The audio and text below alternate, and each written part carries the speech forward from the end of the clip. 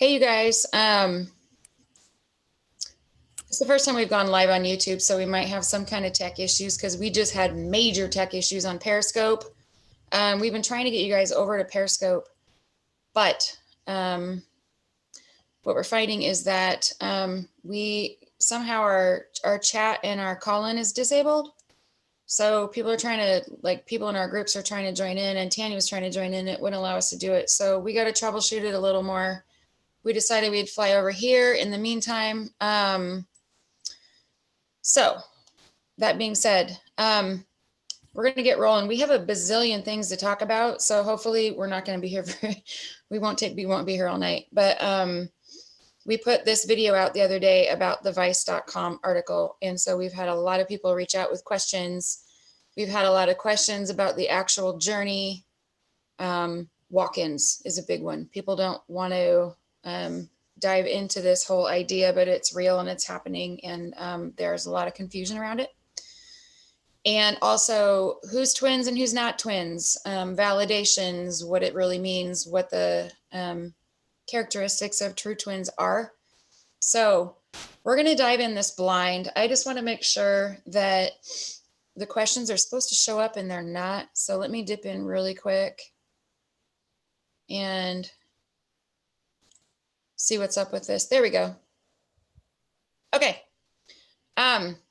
We're 20 seconds behind. So whatever you guys are posting, we're 20 seconds behind you. So if there's kind of a gap, this is why. Hey, Beth. Hey, Nat. Lazy Bone, I'm sorry. Okay, so we put this video out about, Tanya, can you even read the comments on the side or not? No. You might have to pull your YouTube up and look on your phone. Well, every time I try it, it usually doesn't work, but I can see again. Okay. The thing is, for everybody watching, usually when you do YouTube, it only show one person at a time. If you've got two people, it really jacks it around a little bit. So Tanya and I are kind of trying to fly south of the radar here. So we're going to have to look in other ways, but we'll do what we can to stay live with the questions. Hey, Stancy. Hey, Lakira. Okay, so we put this video out about the vice.com article the other day. And thank you, vice.com, for writing that article. We were not against that article in any way, shape, or form. We support that article entirely. There has been a lot of misconceptions and bad information in the community. And the reason that, sorry, I'm itchy. The reason that Tanya and I are so passionate about it is because there have been a lot of twins that needed good information that have been led off path because of the bad information they've been getting. But there's also been a lot of twins that are legitimately trying to follow their course and they can't find their way because they're swimming in crap out there. Right. So, sorry, let me turn all my crap off. So there's that. Yes. Hey, Lazy Bone. This is the channel where you guys can actually see the twin cord. Good question. Thank you, guys. If you guys have a question, put it in the comments on the right, because we're looking at this as we're going through. We're just flying by the seat of our pants right now because we've had so many questions and it's so time consuming for us to go into the comment section and reply to every single person. We really just want to be able to reach whoever needs this information. So, okay, the twin cord. Tanya is on the right. She's on one side, but she doesn't have her camera on right now because she's got a bazillion things going in the background. Yeah. So there. Yeah. I promise. She's there. She's always there in spirit most of the time. Okay, so the twin cord. The difference between a soulmate cord and a twin cord is huge. You can even have one person that is an actual legitimate twin. They can have cord to their twin, but they can also have a cord to a soulmate or to somebody else in their life. It's completely different. If you have a twin cord that goes from a twin to a twin, it is dynamic. There is colors, there's a frequency moving through it. The cool thing about it is people that can see it can see the difference. You can hear it. What it is, it's your, it's the cord between you and your twin that you share your frequency through, because only true twins actually have a cord that is etheric.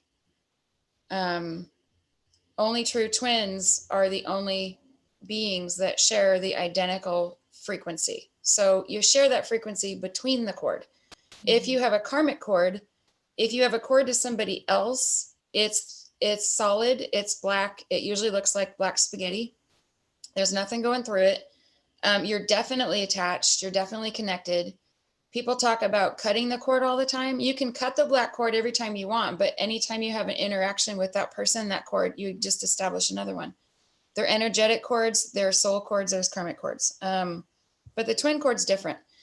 So the twin cord actually carries a frequency through it, but the frequency is very dynamic because every color has a frequency, every sound has a frequency, every being has its own particular frequency, like every object has its own frequency. Well, human beings have a very distinct, unique frequency, like a fingerprint, that has its own color, its own sound, its own everything. When you and your twin are communicating, you're sharing the same frequency. And so it's got a unique sound, a unique color, and it moves through this cord. So when Tanya and I go to determine if somebody is a true twin, we look at each sides of the cord. We'll start with like the DF and we'll look at that cord, what's coming out of the cord. If there's a twin cord there, we'll follow it until we'll ask to see what's on the other end of that cord and we'll establish that connection there.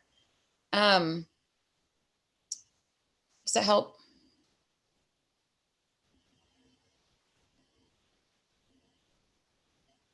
I'm just looking at the comments here. Yeah. You cannot cut a twin cord. I know there's a lot of people like, I'm trying to cut the cord. You cannot cut the cord. You cannot cut this cord. Dark can actually bring a frequency to the cord. And we've seen a lot of this, like dark will intentionally attack the cord, trying to get rid of it. What it does is it pushes a frequency, a very low harmful frequency into the cord that blocks it. If the cord is blocked, it'll starve to death because the cord is a living, breathing thing. It is your communication with your twin. And if it's blocked and you can't get that love and you can't get that communication through, the cord will actually start disintegrating. It gets really weak. It almost looks like cheesecloth and then it'll disintegrate. So this is why we always talk about, if you guys aren't feeling stuff through the cord, go into 5D and double check on your twin. Do whatever you can to get rid of those blocks, build the cord back up, but you got to keep that frequency pumping through it because it is like the lifeblood between you. And I also want to caution people about wanting to cut the twin cord. That right there in itself, team is going to evaluate what you mean by that. And if they're thinking that you do not want this twinship, he's not going to mess around about it. I mean, I hate to say it, but it's like you have a free will choice whether you want to stay on this path or not. There's a lot of misconceptions that, oh, once you get this, nobody can take it away. Well, it can be taken away. And just because of a free will choice, someone can be bumped right off path. So I would be really, really leery and pick and choose your words and what you say. Because if it's taken literally, you can be bumped off path. Yeah. Somebody was talking to me yesterday about the cord, and there's been a lot of people that have made a comment about, but you can't be bumped off path. This is a divine path. This is your path.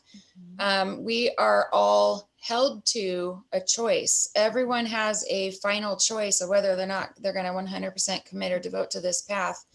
And it's not a punishment. If God pulls you off this path and replaces you with a walk-in, it's not because you're being punished. He sees this as this is your free will choice to do what you came here to do and commit and devote to it 100%, like unwaveringly. Or he's basically saying that you're choosing not to go on this path. And so he's going to put somebody in your place that is. This isn't a punishment. This is, well, if you don't want to do it, you don't have to, but we'll just move you out of the way. It seems like it's a punishment, but the thing is that God's a very neutral being. So he's looking at everything neutrally. If you decide you don't want this is too much for you, he's going to put somebody in here that's going to be able to rock it. It's not fear mongering. It's not a punishment. It's just a free will choice. Yeah. So when Lynn and I are up here and we're talking about certain things, it's not because It's a threat. It's not a threat. It's not fear mongering either at No. all. Um, It's you got to commit, and you got to commit wholeheartedly. right. Um, Sophia is saying, what can us true TFs do to help the others non-ones to realize things if their ego lashes? I guess just plant the seed and leave the rest up to the divine. That is at times all we can do. Well, here's the thing is that we were all called to do this and we all signed up for this. But a lot of the twins are having trouble breaking out of their 3D paradigms, and a lot of them are following a lot of the woo-woo stuff was the universal stuff. Well, this is a God-centered journey. So we are being held to, basically, we signed up for this job, but when you go and you take a job, you actually have to do the work. If you don't do the work, they're going to find somebody else who will. And so there's really nothing you can do but, try to get the truth to people, but they're going to navigate this in their own free will way. They have the free will way to choose to either navigate it and choose to be strong in it, or they're going to choose their 3D life. I mean, we've seen a lot of twins go off path because they don't want to follow God. They don't want to recognize dark. They don't want to do the right work. They want to do whatever they're doing. Well, those choices are all gifts. The free will to commit to this journey is a gift. You get to choose what you want to do. So we've seen a lot of people that are like, well, why am I getting off path? This is a punishment. It's like, well, you chose your 3D to be a priority. You chose other things to be a priority. You chose the universe or to follow astrology. And this is a God-centered journey. So if you're not choosing to move into the 5D communication, move into the soul level, embracing the soul level with your twin and with team, and you're not following your God-centered guidance, then you're choosing to basically do something else. You're choosing to follow a different movement. So And people that are also, choosing the new age movement versus the God-centered movement and the soul level are choosing their way to something different. That's how it works. um, I also want to throw out here, I'm not exactly sure how Sophie is asking.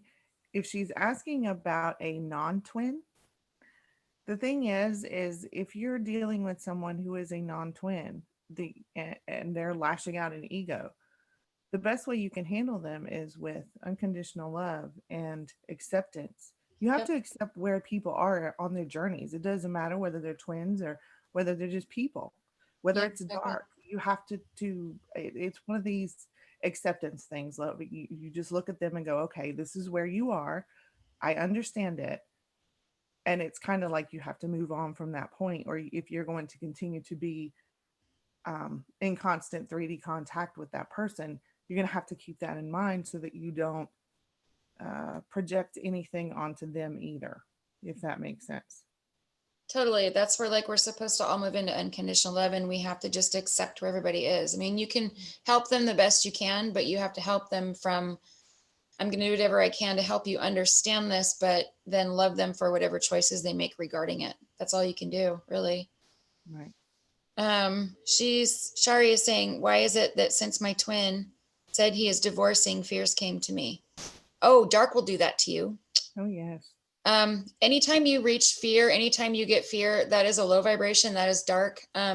Dark isn't just like demons snarling in your ear. It's not always stuff like that. It's not like somebody doing witchcraft or voodoo against you. Dark itself is a low vibration. Um, Dark, even the demons and all of this stuff that we talk about, what they use is fear. They use fear because Mhm. fear brings your vibration down. Mhm. So anytime you feel fear, anytime you feel doubt, flip it inside out and reverse that into the opposite high vibration of whatever that is. So the opposite of fear is unconditional love. Mhm. The opposite of doubt is faith. So if you're getting something about your twin, a lot of times, if you're getting ready to take a step forward, or you're getting ready to make progress, or you've done something amazing, you're going to get hit with something the opposite, just to kind of like take the wind out of your sails. Don't allow it to happen. If you're feeling Also, doubt or fear, swat it away and just flip into trust and faith, and then power it to your twin. Because anytime you're feeling doubt and fear, your twin is feeling doubt and fear. right. So, Also, it's a kind of good thing to keep in mind too that I don't know how long you've been on this journey, Shari, but um, if you've been on this for a while, it kind of seems surreal once this actually starts taking place in the 3D and they start making physical movements towards you. Mm-hmm. That's going to be part of it. It's going to be, it's kind of like it's a natural fear, but it's also Dark knows that this is going to be a fear, so they will throw it at you. So it's kind of like this is multi layered. And no matter what that fear is or where that fear is coming from, it's just like Lynn said, you just kind of swat it away, flip it upside down and swat it away. She's saying, I never forced him to do it. Fears of failure with him. And I began thinking I'm not worth it for him. Well, the thing is, too, it's like if, first of all, we always say, don't even pay attention to what they're saying in the 3D, because that could change tomorrow. It could go back to whatever. Team will pull him back and bring a karmic back in your life in a hot second if they need to delay you. So it's not like we're saying don't put any faith in that. Definitely. I mean, if he's making movement, great. He's making movement. That's amazing. But don't let anything like automatically plan that things are going to jump in your face and try to take the wind out of your sails, and just be ready to master it. So Right. if you're feeling like you're not worth it, that's unworthiness. The opposite of that is I have faith in this. I'm secure in, like, I have all the confidence in the world in this. We can totally rock this, and then push it to him. Oh Because a yeah. lot of times when all of a sudden you're just feeling this stuff, it's either dark trying to drop you down out of your vibration, because they don't want us vibing high. They don't want us in this loving space. They want us way down here where we can't do what we're supposed to do. So Mhm. it's either dark, or it could be that you're picking up on him feeling like, holy shit, I just made this big move, but now I'm feeling insecure about it for whatever reason. He's having a panic attack. It's like a lot of people will have a freak out when they do something that moves into a really good space. So the best thing you can do is either go, it's dark and I'm just swatting it away, and then go right to your twin and power them full of the opposite of whatever that is. So it's like, I totally have faith in you. You can totally rock this. I'll do whatever I can to support you, and just keep that love pumping to them. Because if you're feeling doubt, they're feeling doubt. Everybody is so integrated with their twin right now that the minute you feel something, they're feeling the same. They're just going to express it in their own environment. So Right. if you're feeling doubt, you want to make sure he's not or she's not. So power them full of everything the opposite, and it'll melt that on their side too.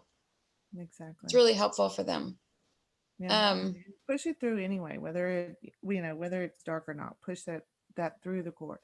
Just keep it moving constantly. Because and even toss in some strength in there if you need to. yeah. Um, Um, Sophia is saying, I'm curious if our colors are intertwined in the chord. Be neat if they are. Dark does come at us both hardcore. The colors in the chord are interesting because since twins are the identical frequency, you are the same frequency in color, you're the same frequency in sound, and so you pass the same thing back and forth through each other, so it's the same.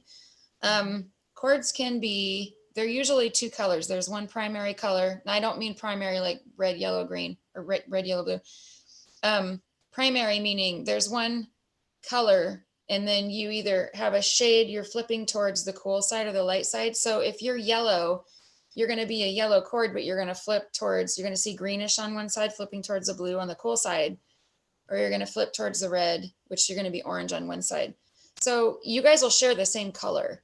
A lot of people can see their chords. I had a session with somebody earlier, and she's like, I can totally see my chord and it looks like this. Start exploring that a little bit, because it's really important for you to know the health of your chord.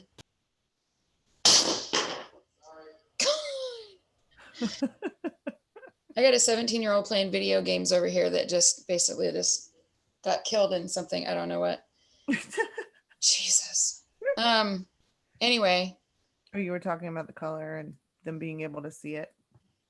yeah, they can totally see it. Ask too, because if you're asking your ask team to show you in whatever way you're going to get it. Some people can even feel, okay, I know a shaman that's colorblind that sees color based on how they feel. So he's like, well, blue feels like this, yellow feels like this. Cause I'm like, how in the hell do you see that yellow aura? Because you can't see color.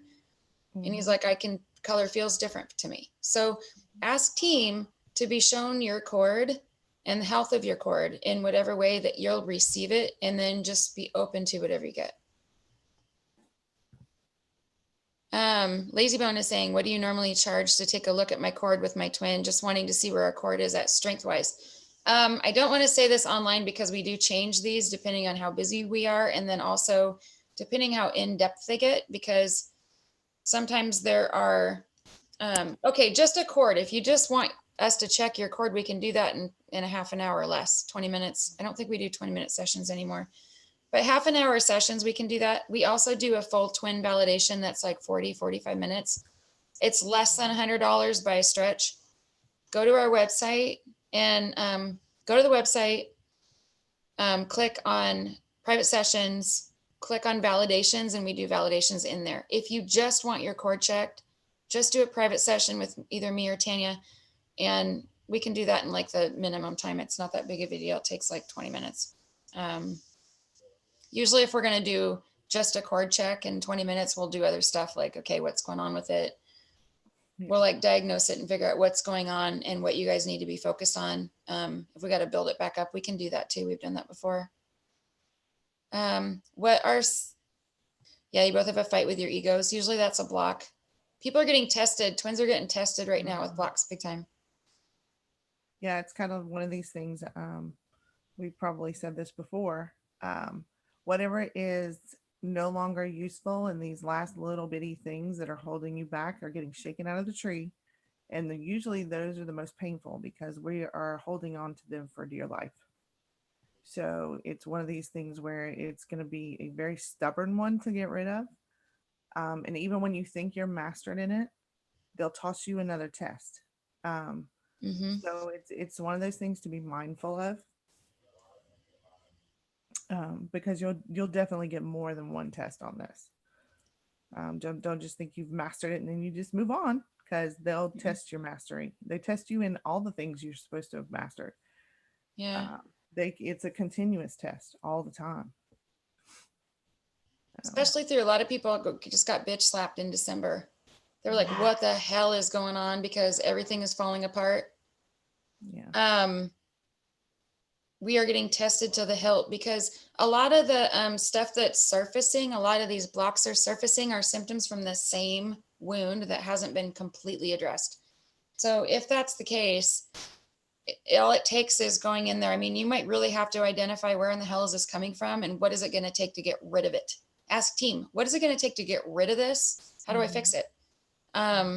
Because if you haven't cleared it so far, they're going to keep pushing it harder and harder. They're going to bend you over with it and have your twin bend you over with it until you get it. So it's just a matter of really exploring deep and getting past it so that you'll find that once you get rid of that, then a lot of these symptoms are pretty much gone because those things don't surface anymore or they don't bother you anymore.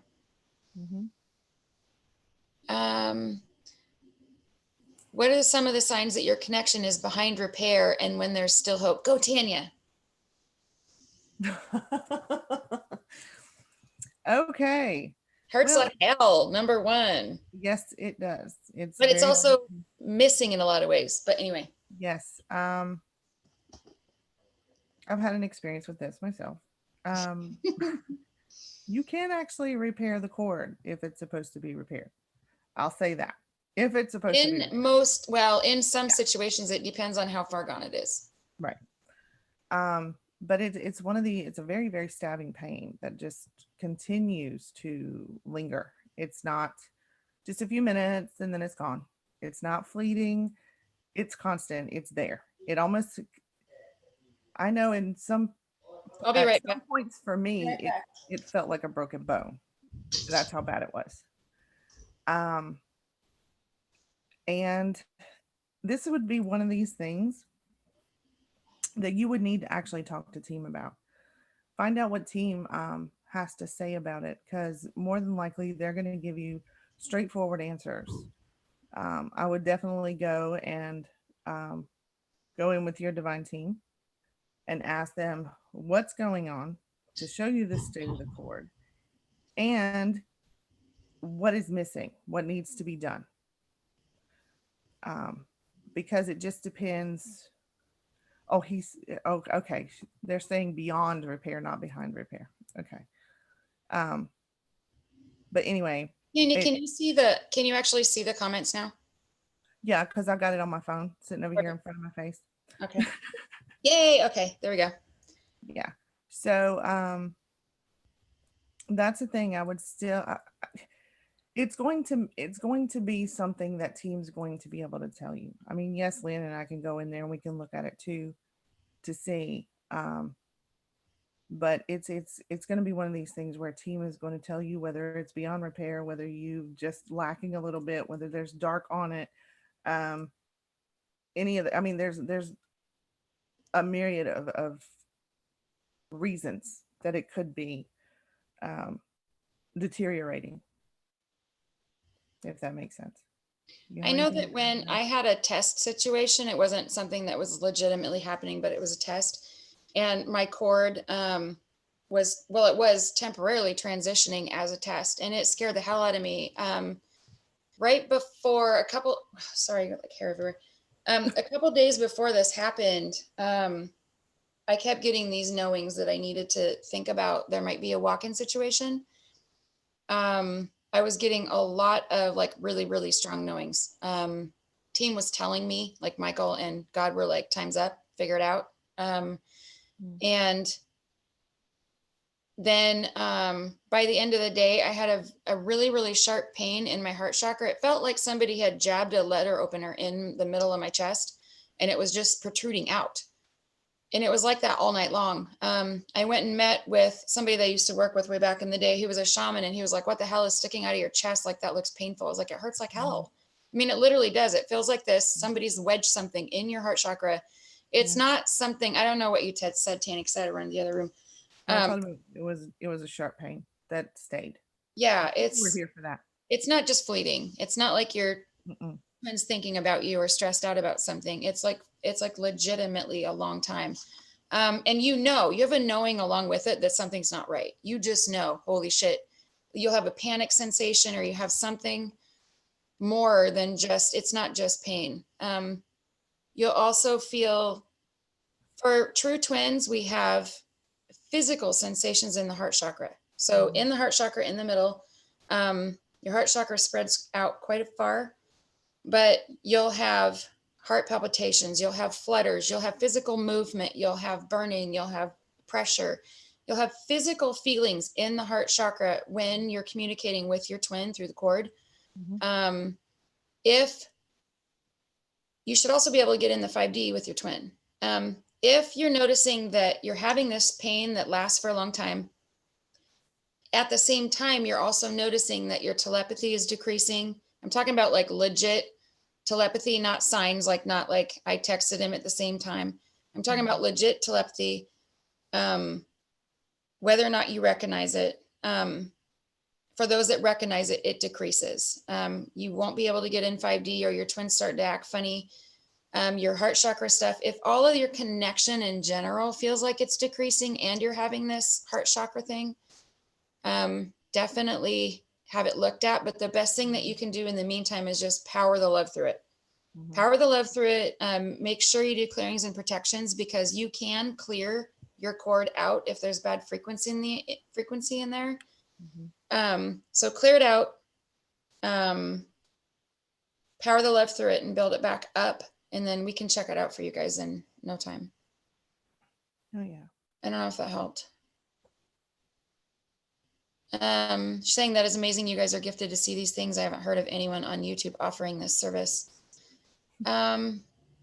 We don't know who's out there and who does what, but I know Tanya and I have been doing this for a while.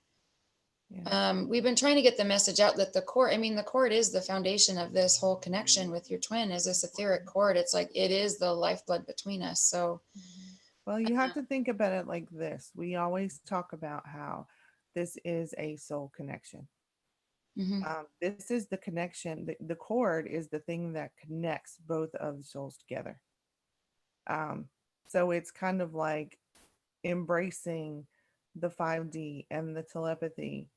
Because I mean, you can even actually send words through the cord. Yeah. If you're not getting, okay, say something's going on, you're not getting them, you're not hearing them telepathically, you can send these words through, just visualize these words just moving through the cord and hitting them, hitting their heart chakra. they're getting the words, whether they know exactly where they're coming from or not. This chord is very, very important to the whole journey. Definitely. Like I'm visual. Tanya's very feely. Like we complement each other like yin and yang. We work together really well. She's very feely and I'm visual. So like when she's like, well, send the love through the chord, I'm like, I don't even know what that feels like. I mean, really, it's like, I don't like to feel. I feel when my twin's talking to me, like we have our communication and I feel it. I do in the heart chakra. But when I send it through the chord, it's like, it feels weird to me to feel it, send it. Do you know what I mean? So I envision it like or not envision, I visualize words moving through the chord and then him receiving it and then moving into him. Because as long as you set intent of what you're doing, twins manifest instantly. Everything that you do energetically manifests instantly. So that when we're like, when Tanya and I are working with people and we're like, okay, we're like start to blow fire through them, or we start working with their energy, we ask for immediate feedback. Because all twins can do this. Like when you're working on your twin, if your twin's got something going on, you can calm them down instantly from 3 states away. You can clear their energy out. So when you're working through the chord, if you're sending the love through it, they're receiving it. Ask them to send it back and see what you get. Experiment with it a little bit, play with it, because this chord is your primary communication. Yeah. People don't talk about it just because I don't know why, honestly. I don't know. Well, I'm going to go ahead and toss this out there. If they are certain ones who aren't twins that are trying to teach twins, they are unaware of the chord because they don't have one. So let's just be honest there. This is one of the characteristics that Tanya and I check when we do twin validations. It's like, let's talk about your chord. Like we go in and we look at it and hear at it and feel it and all that kind of stuff because it's dynamic. And then we also ask, like, what are you legitimately feeling in your chord? And a lot of people are like, oh, but I feel the love. Well, everybody can feel the love coming in their heart chakra. Even if you have a soulmate, you're going to feel love coming in. People do feel energy, but it's different with twins. It's legitimately physical sensations in the heart chakra. Yeah, I used to be able to send love to people in my life that really, really needed it, and they felt it, and you could see it in their attitude. It changed completely. So we have the ability to send it to anyone, but this particular thing with the chord is completely different. So okay. Gosh, we're like building up questions and we're not getting through them very fast, are we? Tanya and I talk for days. We do. Okay. She's saying, oh my God, Dark, that's why I kind of pulled away from him, began feeling worthless and not suitable for him. See, the Dark's winning. Don't let Dark do that. You know what you do? You go, screw you, Dark. Dark's main objective is to pull twins apart. They're going to do it with fear. They're going to do it with doubt. They're going to, if they have to, they'll bring voodoo, they'll bring demons, it doesn't matter what it is. But if they can do it with fear and doubt, they're going to do it with fear and doubt. What they do is they take your strengths and your weaknesses and they annihilate you with both of them. So they'll figure out what you're strong at, and then they'll make you feel like you can't do it, or they'll take it away from you. They'll minimize it. So you're not strong. You can't do anything about it. Then they're going to take your weakness and they're going to bend you over with it. They're going to exploit you with it. So if Dark is pulling you away from him, what you got to do is say, bullshit, go back in there, clear it out, and just power through. Trust, faith, love. You got this. We got this. And as long as your vibration is really, really high and you're doing your protections, you're filling you and him full of fire, full of your light, Dark can't touch you. Like we're at the point, there's a lot of twins that are at the point that have been doing their clearings and protections so vigilantly. Dark can't touch us if they tried to. Yeah. And so it's just we all need other ways. Go ahead, Tanya. Oh, so they'll hit you in other ways, just like with these doubts and fears. Yep. It's kind of funny because Lynn and I have often talked about how Dark is coming. If Dark's coming at you really, really hard, that means you're doing something right. It's a backhanded compliment. So that's one of the things. It depends on, like Lynn said, what your strengths and your weaknesses are. Yeah, because they're going to find out what gets you and they'll drop you with it. So, and everybody has a different trigger point. So if they can get you with your triggers to get you spiraling around your twin's going to mirror it. They're going to spiral around, and then you guys are screwed because you can't come together if you're spiraling around in different places because you're feeding off each other. So if you spiral, he's going to spiral. If he starts spiraling, you're going to feel that. And before you know it, you guys are in this big whirlwind of shit and you're not going to get anywhere. It's funny. I know that Lynn and I talk about this quite a bit, but there was very different dynamics going on between me and Lynn for a while. Like she was getting hit physically with a lot of dark shit. And I was like, I don't understand why I'm not being hit. Well, then they figured out the clairsentient in me and how sensitive I was, and they decided to start smacking me with frequency. And I went down, and I went down fast. But the thing is because frequency is it's so finicky. You have one that's a direct counter of the other. So it's like you've got a positive frequency and you've got one that'll neutralize it, or a negative frequency and you got one that'll neutralize it. And if you can't find the perfect one, like I would listen to solfeggios that were unconditional love, and it would hurt me. It was causing me physical pain to listen to those because it was not the direct counter for what was coming in at me all the time. So whatever they're going to figure out which is going to take you down the quickest. Yep. And they're going to exploit it. They used to have to actually, like, they would throw my dark would like ruin me to the point where I couldn't work because I won't stop unless I'm like on my face. Like I remember my back was out, like my back froze and my eyes were all red. I was hit with voodoo so bad that I couldn't even function. And I literally was doing sessions on the hardwood floor. Mm-hmm. And Tanya was like, Lynn, like my eyes were so red. There was water in, it was really bad. But I kept working. They will take you down any way they have to. So with me, it's almost like I got to break a leg or I have to have something major happen before I'll slow down and go, oh shit, I should probably deal with this. Everybody has their weakness. So if you're finding that everything's going wrong or everything that you're sensitive to is happening, clearing and protecting is going to really, really help with that because it'll clear that out. If you have somebody that's attacking you with intent, like if you have a karmic that is sending specific targeted voodoo or Santeria or something like that, even witchcraft, Tanya and I can stop the karmic. We'll drag that up and get that stopped. But clearing and protecting, if you're doing vigilant clearing and protections, you're going to be able to clear that out of your energy, out of your twin's energy, and do protections around you so that stuff can't live in your environment and it won't be able to get back in, because all this is really, it's a war of frequency. It's a high, high, high frequency and a low, low, low frequency. One can't live in the other. So only one can win. It's kind of like you have a temperature, like a thermometer. Really, really high is like hot like the sun. That's high frequency. Really, really low is like something frozen. Well, if you take an ice cube and you bring it up to Kundalini level, it's going to start melting. It's going to drip away. It's going to start taking the ice cube down to nothing. If you bring an ice cube into the sun, it's going to vaporize it. It's done. It's the same way if you have something really hot, you bring it into a freezer and it's going to bring the heat out of it. So we're way up here where it's hot. Dark is way down here where it's cold. You can only have one or the other.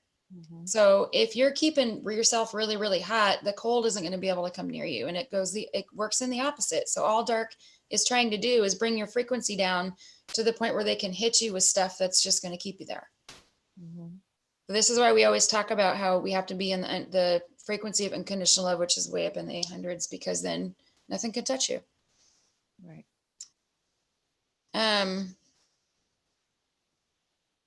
The opposite of anxiousness energetically. If you're feeling anxious, that's like fear and doubt. Usually there's some kind of panic or there's something that you're stressed about. This could also be your twin. Mm-hmm. If you're feeling a lot of nervousness, immediately drop everything you're doing, go to your twin, blow them full of your twin fire, blow them full of violet flame.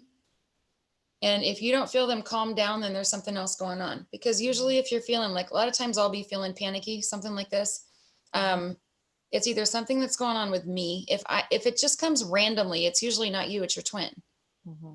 Because we're so integrated, we're feeling everything that they're doing in every given moment. So if you're feeling all of a sudden a panic, it could even be like a rage or like an emotion, like somebody was today earlier was saying all of a sudden they just burst into tears out of nowhere. They felt really sad.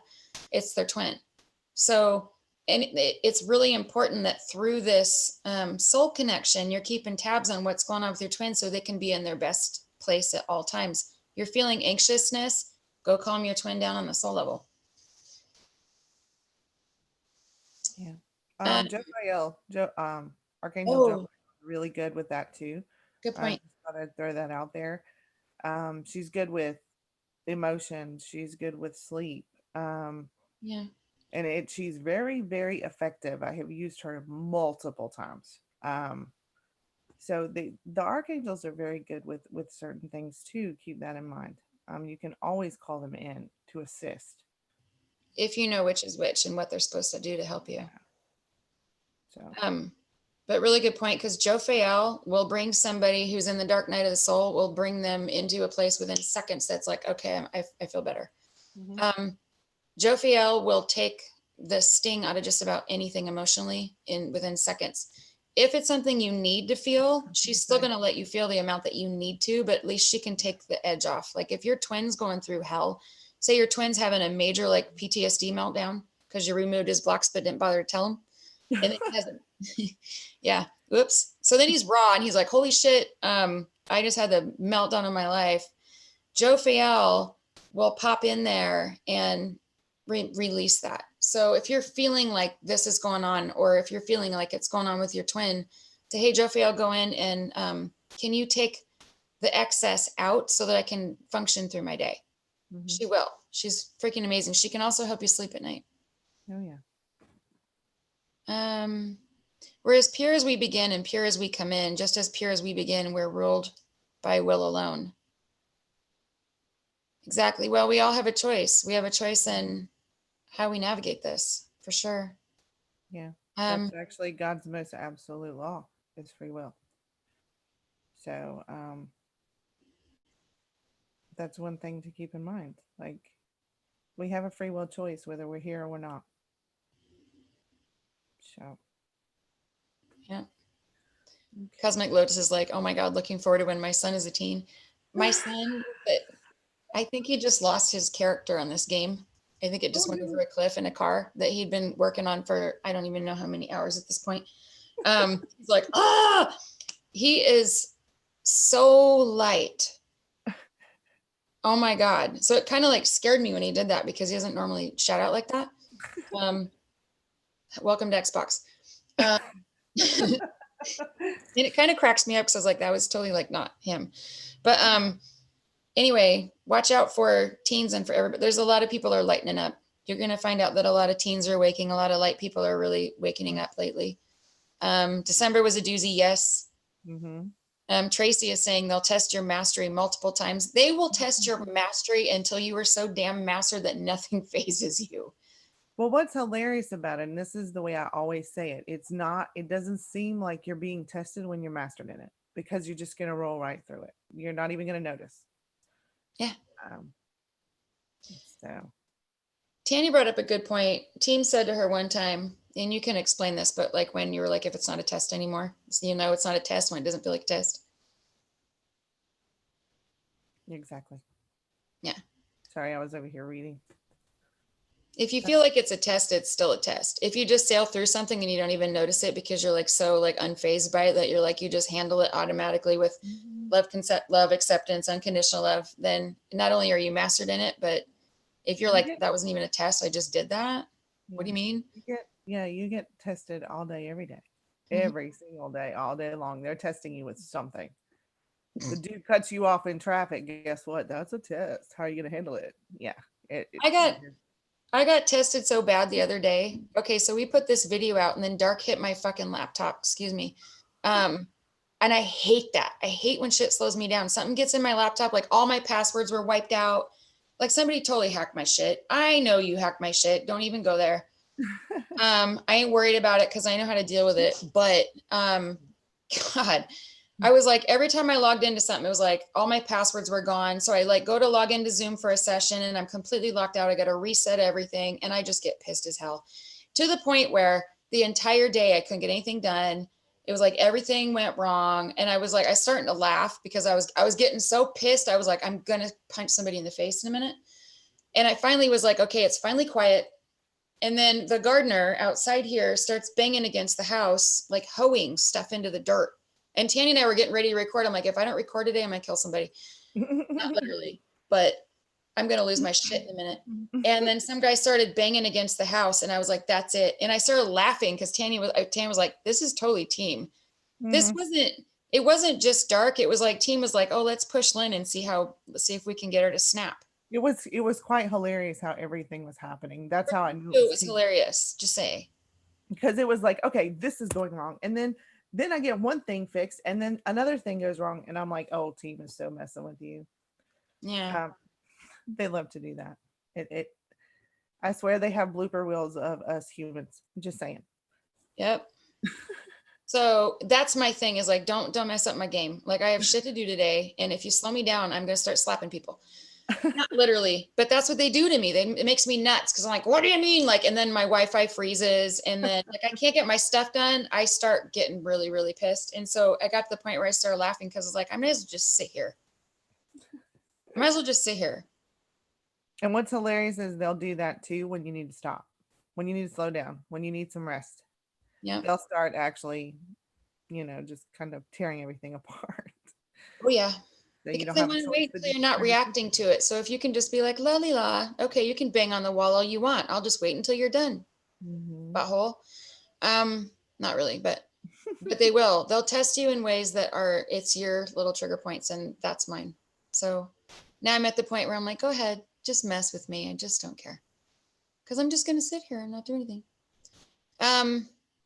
Irving is saying, hate to bring it to a dark level, but there's a fetus buried by a tree in a graveyard. That's just what happens when you get robbed of your choice. Well, that's what Dark's whole thing is. They wanted to yank free will choice from people. So it's just that's one of God's most absolute laws, like I said. So they're going to go after that before anything else. Silence is acceptance. Your angelic team will only come in when you ask them to come in. If there is dark around you and you are not saying no, get the hell away from me, you are accepting it. You are allowing it to stay there. That's the rules of engagement. And not only that, dark only allows you to take your choice if you allow them, because it's still your choice. Like Tanya was saying, it's acceptance. If you can't blame it on dark for taking your choice, you have to blame yourself for allowing them to get it from you, because you still have a choice to not listen to dark. You still have a choice to fight your dark. We are twins. We are the most powerful lethal beings on the planet against dark. We are stronger than dark. We are more powerful than dark. Dark knows this. Most twins don't. So if Every you're single choosing to let person, dark win, that in itself is your free will choice. every single person who is light has what team and others like to call discernment. That means you have an alarm system of when dark is around you, period. You can feel it, hear it, see it, smell it. It doesn't matter. Whatever your sense is, there's a little alarm system that you have that's built in. And twins, ours is supposed to be so spot on because this is our, dark is our main thing. It's our main focus. Which dark equals low frequency is what that is, or Exactly. vibration. It's kind of funny. Like I was telling Lynn the other day, I have a strong aversion to any of the green colors with the yellow. I don't know what it is. It's just every time I see that color come up, because I like to sit down, one of my ways to relax is to color.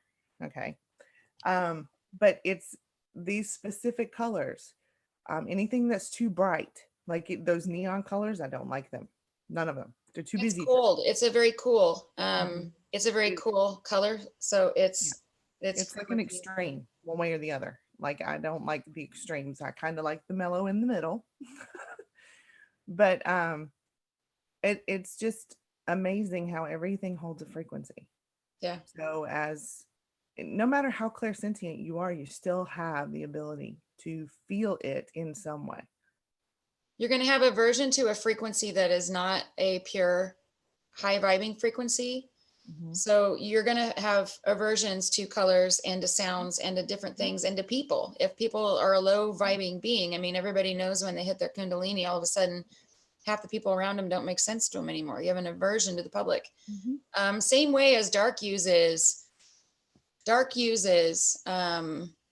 certain sounds. Okay, so if you talk about the organs or the sounds in the back of the music in a like a horror flick, that's low frequency music is what that is. That's why it sounds like shit. I actually did an extensive study when I was doing trying to figure out what frequencies were bringing me down, and I had some really really low ones, like way like point ones and stuff like that. The frequency that they use in horror movies is meant to create fear and anxiety. Mhm. If you listen to that one specific frequency, and they use it in every single one of them, if you listen to that frequency all the time, you're going to constantly be scared of everything, paranoid, and probably end up in a mental institution because you think everything's after you. Like that's how strong those things are, listening to it all the time. They're programming us with it. So Yeah. it's like it's because it does affect you. If you have a high frequency, so if you're listening to angelic music and if you're listening to solfeggios that are healing, it's affecting your personal frequency. If you're listening to, there's a lot of stuff in certain types of music that's even mainstream that they're infusing it with stuff that's low vibing because they want to that to permeate the masses. They want to bring everybody down, and they're going to, anyway, frequency and color. It's more powerful than people think it is. They actually use color and sound and frequency itself can actually heal cancer. Mm-hmm. So this is all just a battle of frequency is all it is. Yep. Sophia's saying every time we make decent step forward, electronics act up. If he goes to communicate 3D, his phone goes haywire, but only haywire if trying to contact me in the 3D. He gets upset about the electronic interference. And it's so funny. It's because you are trying to communicate with your twin. I mean, that's exactly why it's happening. We have so many people that reach out to us when we're trying to, if they have dark and they reach out to me and Tanya, all kinds of stuff will go wrong. They won't be able to schedule. The computer will freeze. We even had a lady who had really bad dark one time from Turkey. And right before she came into her session with me, her the surface of her iPad shattered. And it's because they're trying to pull people away from connecting with us because that's what we do is we kill dark. We get rid of it. We eliminate it. We teach people how to get rid of it. So it doesn't stand a chance with us. So when they're coming into sessions with us, they're like, oh shit. And they'll try to get these people to not do it. And then once we do it, they learn their power in it. It's amazing. But it happens to everybody. Like when you reach out to your twin, it's every time, like you're saying, Sophia, when you try to bring two twins together, it's going to be a shit show. They're going to do whatever they can, whether it's interference or it's fear or it's doubt or it's something will get in the way. It's just don't let it happen. Yeah. Well, it's just like, we said earlier, it's a backhanded compliment. I know that I used to, before I started actually working with Lynn, I had some dark on me, and it took us 30 minutes with all the interference. And then I'm sitting there, and my cat was in the house with me, and she all of a sudden started going ballistic the second that we connected.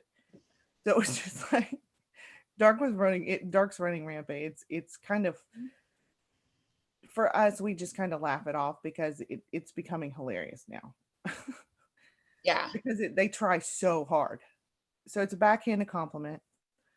Think I'm gonna keep moving. You can keep moving, then blow fire their way. No, don't do it.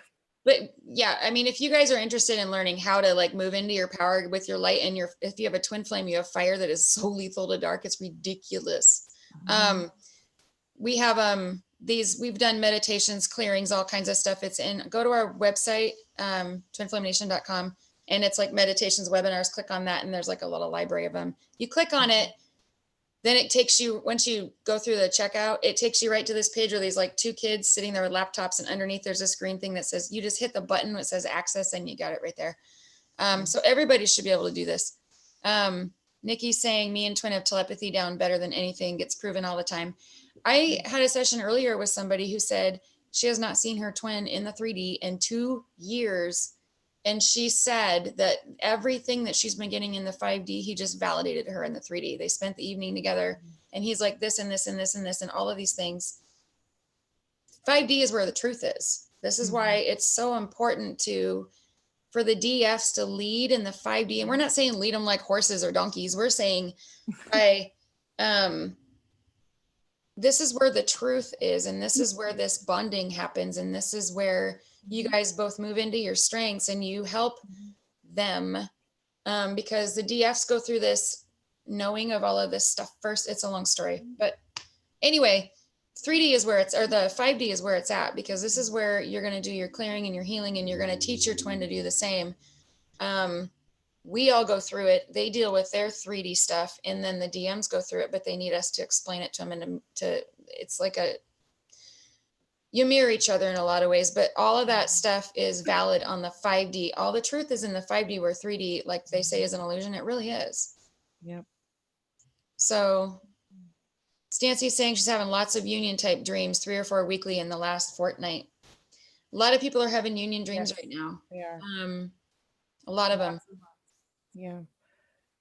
And it's, the thing is the energy is changing in the collective. So there's a lot more. I'll say that I can tell there's a lot more mastery going on than what there has been previously. But it's these things are subjective. I'll say that. Just keep remembering that if you're having visions of things that quite possibly could come, they're premonitory, whatever, understand that things are, any kind of vision you have like that is absolutely subjective. It has to remain the exact same until the point that it happens or it gets tossed. That's where some people with abilities kind of get tossed into doubts, because it will alter it. I've seen it happen with me. I've seen it happen with Lynn. I mean, it's just something that we go up against. Just keep that in mind. But there is a lot of these union type dreams going on in the collective. Yep. Team keeps saying consistency, and unwavering. So we are supposed to be moving in. Sorry, that's obnoxious. We are supposed to be moving into consistency. It's like unconditional love consistently, detachment consistently, because the only thing that matters is that we're doing what we're supposed to do, and we're both we are keeping our twins and ourself vibing as high as possible in every given moment. That's all that should matter right now. If you're getting union dreams, it's because it's a lot. I like hesitate to say this, but it's a strategy. And when you look at the amount of dark that's rolling in right now, I mean, they've got, I'm not supposed to say it. Let's talk about a technology that's making everybody's cell phones just crazy efficient. That it is the vibration of Cancer, and it's being pumped into the entire planet. It's like microwaving us from, it's like the answer to our light grid. It's technology. It's microwaving the energy with the frequency of Cancer into the entire world. It's bringing the vibration down on a global level. Then we got pestilence rolling in. I mean, this is Revelations right now. We've got pestilence rolling in. The pestilence itself is promoting the vibration of fear, which is the lowest vibration. So we're getting bitch slapped 8 ways from Sunday by dark right now on a global level. That's bringing the vibration down. Twins coming together in union is actually an energetic strategy. So the thing is, we've got rules of engagement. Dark gets to move their chess piece first. We can't just jump in there and fly our vibration all over the place. We can only do it in response. So probably wasn't supposed to say all that, was I, Tanya? Anyway, union is strategy. Yes, it is. There's a strategic move to it. So it really doesn't have anything to do, because I mean, there's a lot of people that, but I'm doing everything I'm doing, and they have like these union checklists or some kind of shit, and they're like, but why am I not in union? And it has nothing to do with that. It's like, number one, you have to be in mastery, and then you also, it's like based on so many different factors. It's your location, your grid point, where dense energy, it's like there's so many things to it, but what you have control over is, and I'm not even meaning to say control, but your job in it is to reach mastery to the point where if all these other things are orchestrated and align to the point where you're supposed to be in union, then you will. But if you're supposed to go in union and you haven't mastered, then everything's held up. So the only reason we say do whatever you got to do your part, is because in order for you and your twin to be in the power place that you're supposed to be in, you have to be vibing unconsistently and unwavering and unconditional. Yeah. Probably said more than I was supposed to. Sorry. Anywho, nobody knows what the hell I'm talking about. Just kidding. Do we twin flames have the seal of God on our foreheads? Yes, all of them do. And it's like a daggling bat symbol. you ready for this? I don't Yeah. know if you guys can see it right now. Mine is usually very freaking obnoxious. Can't see it right now, can you, Tanya? Mm-mm. It's obnoxious. It looks like a dent in your head. It's like right here, like that. It's a cross. It's right in the center. It looks like almost like a dent. On some people, it looks like a smudge, like a dark smudge. It kind of looks like energetically, it kind of looks like a Sharpie that you tried to remove, but you can't quite scrub it all off. Just saying. It won't go away. It doesn't go away. And it can get deeper and it can like vary during the day. Sometimes I'm turning left in my car and I'm like, and it scares me because it's like, holy shit, it looks like I've been kicked in the face. It's obnoxious. Some people we have a hard time seeing it on, but it's there energetically. So just because you don't see it doesn't mean it's not there. Most of them are obvious if you look. Here's what's crazy. So if you look at a picture of you from 10 years ago, seals only came in the last 6 months, maybe ish, Tanya? Yes. Okay. Seals haven't been here the whole time, but if you look at a picture of yourself from 10 years ago, the seal will show in the old picture. Like I look at a picture of me from 5 years ago and my seal is like so prominent, it's like embarrassing. Or not embarrassing, but it's like, it's legit, it's obvious. If people are starting to go off path, it will fade. It will also fade in the pictures usually. If people are coming in as a walk-in, it'll start showing up. So it looks like a cross. It's right in the dead center. It also can some days spread way out and then it can shrink back, but it's usually about 1.5 inches, maybe both ways, right, Tanya? Yeah. On and average. trust me, if we see it, Dark sees it. Just saying. You are like a daggling bat symbol walking around day or night. You're just sending that thing out into the cosmos.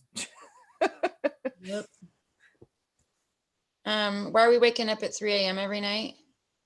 Is your twin up at 3 a.m. every night? It's one of two things that could be happening there. Yeah. If your twin is up, you're going to wake up. It happens to me. My twin gets up super early and I like wake up and staring at the ceiling going, here we go again. Yeah. It's really important to know that because if you are staying up super late and your twin needs sleep, you're going to deplete them because even if they do end up going to sleep, they're not going to sleep very soundly. And it's like, we have a lot of twins that are getting sick only because they can't get any sleep because they're on different schedules and they're not sleeping very well, if at all, when their twin is wide awake.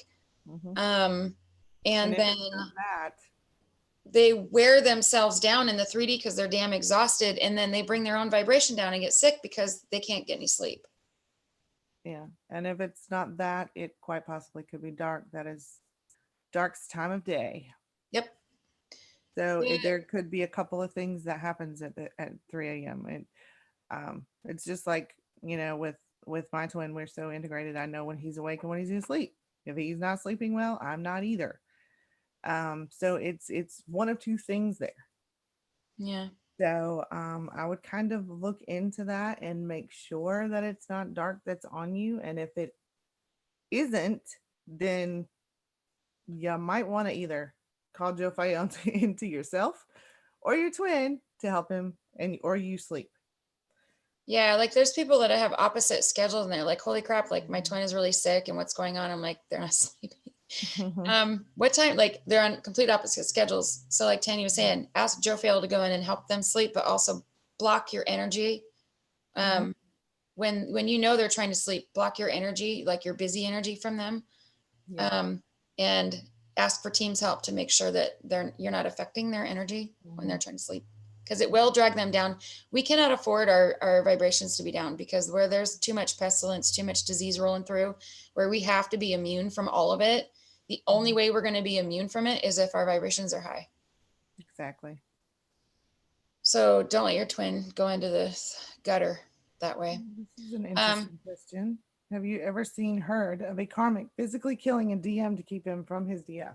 Well, we've seen a lot of deadly attacks from people that are sending voodoo, sending Santeria, which are they're spiritually induced, but they affect on the physical, and they can be deadly physical attacks against both twins. It can be both twins. Usually it's the DF that goes down. Like I had a voodoo attack against me that gave me a septic infection that damn near landed me in the hospital. We've had clients that have had blood clots. We've had clients that have had, all kinds of shit, heart attacks, you name it. Don't underestimate the power of voodoo, and especially Santeria. If you are having attacks like that, reach out to me and Tanya, because we can get that stuff to stop. We also have a lot of people with certain blood type. Some twins are this blood type, but they get stalked, hunted. There's a lot of people around twins that will get dropped because we're not I'm not saying killed. I'm not saying that at all.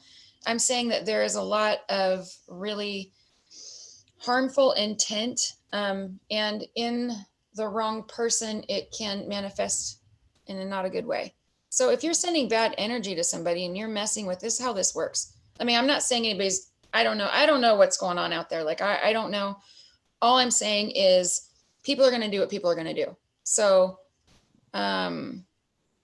if you've got somebody that is, this applies to any human being. If you've got somebody that's after you, they're going to take you down whatever they want. This applies to twins, just like it applies to soulmates, like it applies to anybody else. But what I'm saying is, if somebody is messing with your energy with intent, it can really create physical problems. It can create things to go wrong in the body, because if you're messing with somebody's frequency, you're affecting their aura, their energy, their body as a whole. So it's dangerous on whatever level, and however a body responds to it, it's how a body's going to respond to it. So what Tanya and I always say is, if you are having some type of dark attack, some energetic attack, some attack with you with intent, against you spiritually and physically, the best thing that you can do is protect yourself from that. I mean, it's the only thing that we can do as twins, is protect ourselves from that and disarm whoever is trying to do it by preventing it from affecting you. Do your clearings and protections. Do whatever you can to keep your vibe high, to understand how energy works, and to keep this stuff away from you so that it can't hit you if it comes in. Tanya and I, what we can do is we can stop the intent, and we do that on a spiritual level. It's like, okay, there's a lot of universal things that you can do to stop that intent. We do that. You can't do that to your own karmic. So say, for example, and this isn't the case, but say, for example, somebody, okay, we won't use me as an example. Let's say Bob has somebody that's coming at him with some type of intent with voodoo or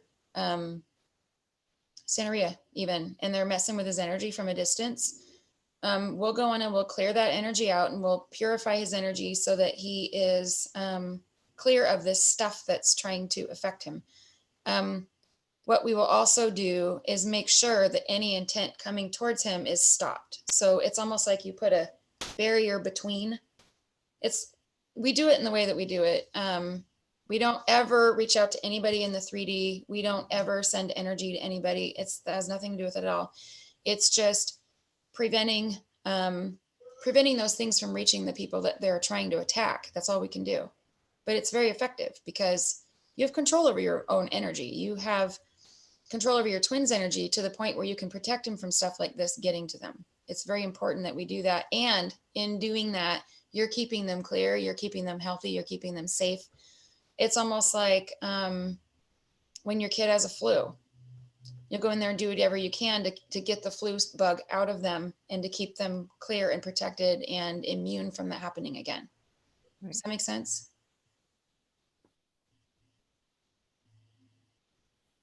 Tanya? I said right. That's a really touchy subject. It's a really sorry I had to go off on a tangent on that one, but you got to be really careful how you word it. There always are people out there that are out to kill other people. I mean, it's happened. Well, you have to look at it like this. Dark is running rampant. Yeah. Their whole job is to just rip light apart. Let's just be honest. That's just what it is. I mean, but the thing is if you are keeping yourself and your twin clear and protected, and the dark is removed, you move forward. If you don't, things stop. Yeah. Bad things happen. I mean, it's one of these things we have to deal with. And all twins are more powerful than any of this energetic crap that's any of this. It's like energetic poison is what it is. Yeah. All twins are more powerful than that. Yeah. All twins are capable of keeping their energy out of vibration where none of this stuff will affect them at all. It's just a matter of learning how to do it. And it doesn't take that long. It's just understanding your own strength against it.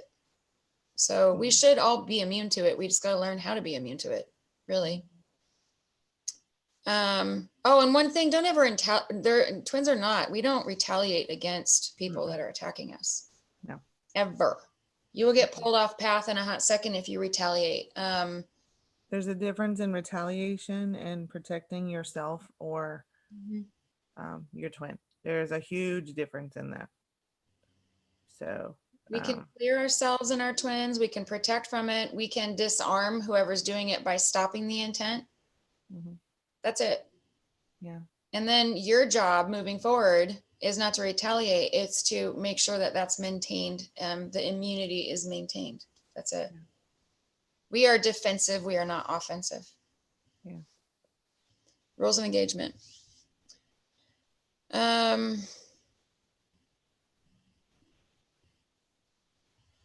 Hey, Peta. My karmic's trying to be close to me again, and it gets hard to not just tell him I feel him with my twin, even though we aren't in physical union. So you have a karmic.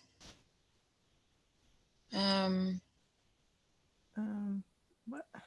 I kind of don't understand this perspective. You have a karmic. Most twins should not have karmic still. The DMs may still have a karmic, but the DF should not still have a karmic. There are very rare cases of this. This may apply to you. But if you are a DF, then you still have a karmic. Outside of very rare circumstances, you should be moving away from that relationship if it's not in your best and highest good, but it depends on your situation.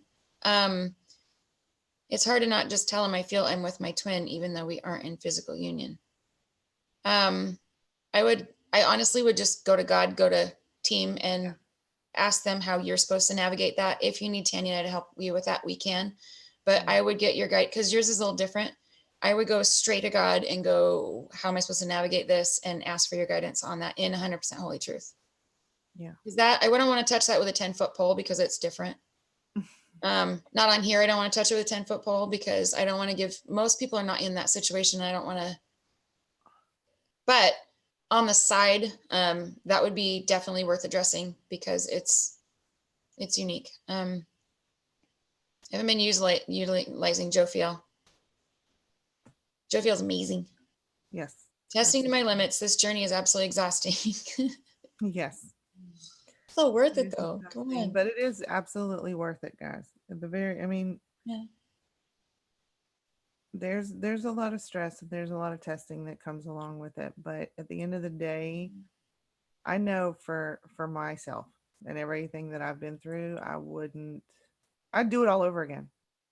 50 times if I have to. It's just, That's not an invitation, team. I'm just saying. Careful what you ask for. But it's one of these things where you have to look at this as a blessing. This is not a curse. A lot of people want to look at it as a curse, but even with all we go through, at the end of the day, and when all this stuff goes down, Hmm. you'll be able to see the blessing in it. Just Need to say anything, I may have to reach out to you girls just to know once and for all if I'm on a TF journey, because it's doing my head in. That's why saying.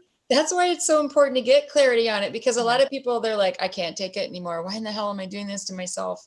And we're like, oh, sorry, man, you're stuck because you're definitely a twin. And they're like, oh, Oh yes, we've had but that. at least they know why they're investing in it. But then we have a lot of people that are like, get me off this freaking train. And then we're like, well, good. You actually have a really cool, different journey that's more amazing than this. You're just delaying yourself. So go rock on over there because it's gorgeous. And they're like, oh, If you're God. banging your head on the wrong, you're banging Well, your head on the wrong brick wall, you're gonna get a concussion and start bleeding for nothing. I'm just saying. well, everybody is supposed to be on this ascension journey, right? But only twins are supposed to be like pushing each other's buttons to the point where you have to be in separation and you have to go through all this before. Like, it's not about a 3D thing at all. It's a soul level journey. But if you are if you're really a soulmate and you're banging your head against the wall trying to or like you're stuck to somebody you think's your twin, but if that's never really going to transpire, because if you're a soulmate with this person, that would transpire. Because if you are meeting a soulmate that you're supposed to meet, you're supposed to have a 3D fulfilling 3D relationship with them. You're supposed to have a 3D relationship with them. So if you're a twin and you know you're a twin, it's like, okay, I can see why I have to go through this. But if you really have a soulmate path, it's like, what the hell are you waiting for? Go move into this beautiful path where you get to move into this light path and you do all this ascension stuff. You still have to learn the same stuff, but at least you have somebody standing in this path going, hello, I've been waiting for you. Go have that 3D fulfilling relationship while you're navigating all this crap.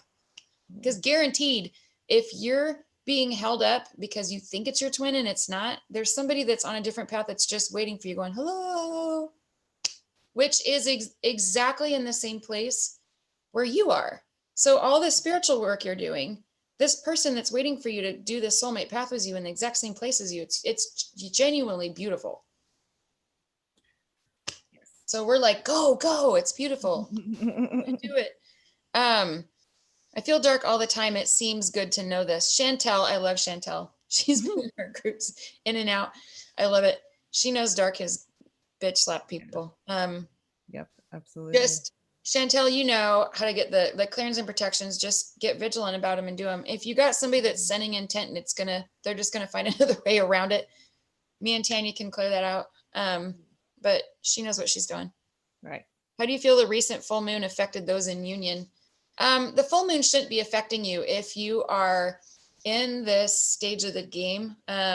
Yes, you're going to feel the energies fluctuating, but we should be at this point mastered enough that we go, oh, it's full moon energy, and we just move through it.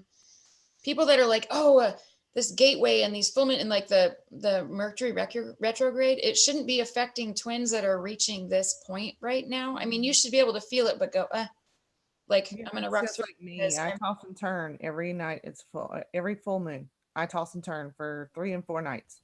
Mhm. But the thing is that I know that's exactly what it is, and it's just affecting my energy. But when it comes to actually affecting union at all or twins at all in any specific way, it shouldn't be effective in that way. He's saying A twins in lot union, of so I'm confused about that I know, but oh well, because there aren't that many twins in union. If you're talking about twins in union that think they're in union, generally those have been misled. They're soulmates in union. That means that they're having a soulmate relationship. They're not truly in twin flame union. Most true twin flames are not in physical 3D union. Yeah, I'm sorry. there's a select, yeah, there's a People select don't like few, to hear it. but um, but still, with the whole full moon thing, yes, the moon is going to affect things. But a lot of times, understanding the moon is, it's one of these things, is understanding dark. Yes, we can go, we all go through this thing where we learn astrology, or we learn metaphysics, or we learn how the universe works. We all do. All of us do, because we need to understand it. Hmm. But it's, I hate to say it, but a lot of things that I have seen, it's a crutch. It's a crutch to, um because these full moons, they're, the energy coming from them sometimes is extremely spastic, but that doesn't give it, it's not an excuse to be able to act and react the way you want to. Just gonna toss that out there. It kind of reminds me of when people are like, "Oh, it's Mercury retrograde," or "Oh, it's a full moon." It reminds me of a Jim Carrey post on Twitter one time. A tweet that Jim Carrey put up that he was like, something about this lady saying, "But I'm a Scorpio, so I'm having this bad day because I'm a Scorpio," or something like this. And he was like, "No, it's not because you're a Scorpio. It's because you're a bitch. You're just a bitch, Karen." It's kind of the same thing. It's like the full moon energies and the retrograde and all that. We should all be more. We should be vibing high enough that this stuff doesn't throw us. Yes, a lot Um, of, okay. I maybe think that a lot of I'm taking the this wrong. I don't know. misconception, it's just like, okay, with my medical background. Okay, I know that on the full moon, things are going to happen. People are going to get shot. Emergency rooms are going to be full. A lots of times, there's issues with the elderly who have sundowning from Alzheimer's or whatever. There's various things that happen on the full moon, because yes, it does actually mess with the water in your body and the water as a whole. And the But Raja in the Tama, which yeah, increases the negative portions of people in their human self. yeah. But it's not one of these things that we can kind of use as a crutch, like I said, to react the way we want. But it's a running thing in the medical field, yes. Well, yeah, I mean, because what it does is it amplifies. If you look at how it amplifies the energy and how it uses the water as a conductor, Mhm. it does amplify the Tama. It's either Raja or the Tama. I think the Tama is the negative part that's in every person. It amplifies that, and then the Rama intensifies that. Yeah. So people go apeshit crazy around the full moon. But as twins, we're supposed to be mastered to the point where we're moving in unconditional love and acceptance. And so if we feel like we're just a little bit anxious, or we're a little bit sketchy, or we're like feeling kind of the energy of the full moon, we're supposed to be able to just move through that and Mhm. transmute it and be able to see it for what it is, and affect our own energy to the point where it doesn't affect us negatively, Yeah. I guess. B. Lee is saying, also FYI, this blank G technology, I'm not saying that because we'll get blocked, being rolled out is going to be their weapon of choice here soon. It already has been. Oh yeah, I've got Twins one are just already from feeling the me. effects of this. We talked about this earlier in this live. It is actually, you're absolutely right. It is dark's answer to our light grid. It is being used to basically microwave our energy, and it is the same or a very similar frequency to Cancer. Yeah. If you are clairsentient, you are waking up every day feeling like you've been kicked in the face. I do every single day of my life. Thank you very much. Dark, have a nice day. Anyway. Mm-hmm. Yes, because I have Totally it agree very, with you very there, close Lee. to me, like within a few feet. So I get where that comes from. Also, I want to toss this out here because I know that there's a lot in the community that use crystals. Clear the crystals all the time. They can be positively or negatively charged at any given moment. Clear them all the time. Singing bowls, frequencies, whatever you got to do to clear them, clear them. Okay, so Okay. I Uh, know I do that because I had to say that because I keep them on my body at all times. Um, yeah, also because it's a conduit of dark. Hold on, I have crazy Xbox going on in the background. Hold on.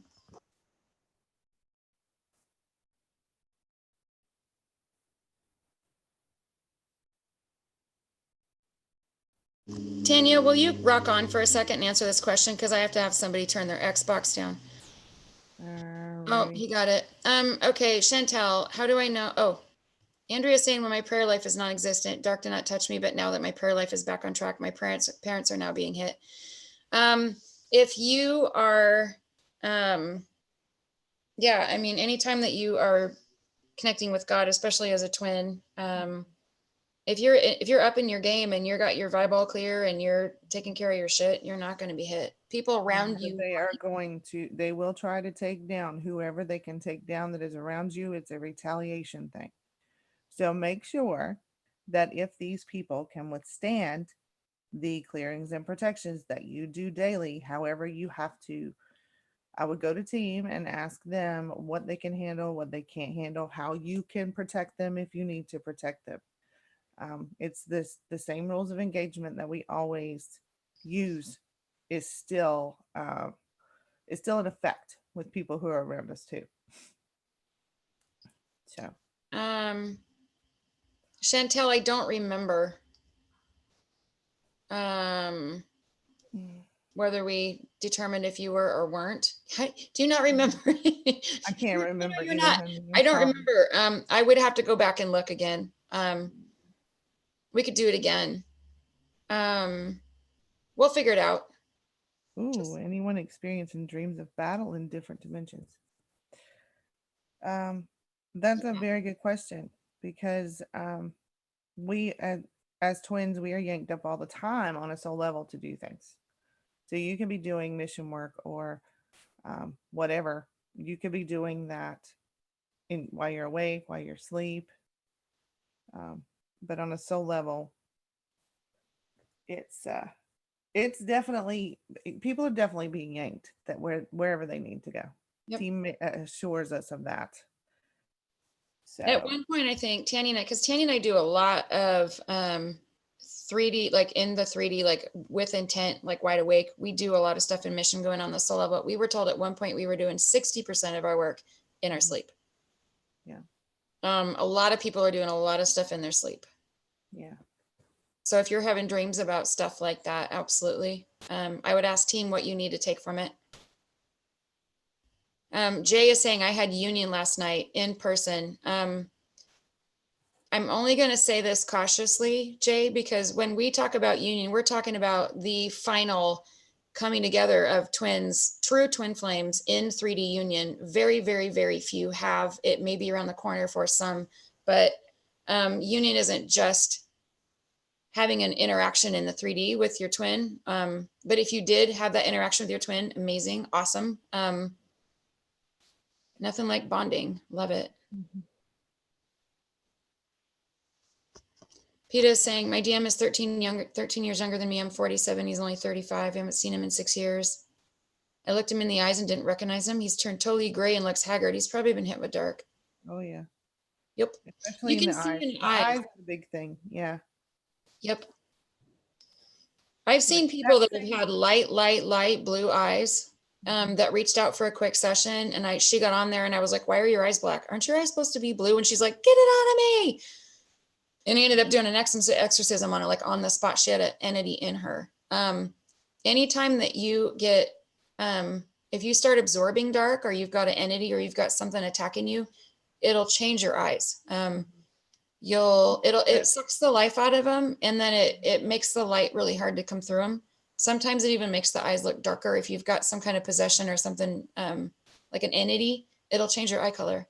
But Tanya and I can see it a lot of times. Like when we ask for pictures of stuff, like people, when we're doing sessions, we ask for pictures because we can tell in the eyes if there's something going on there, usually. I would get that cleared like ASAP, PETA. Absolutely.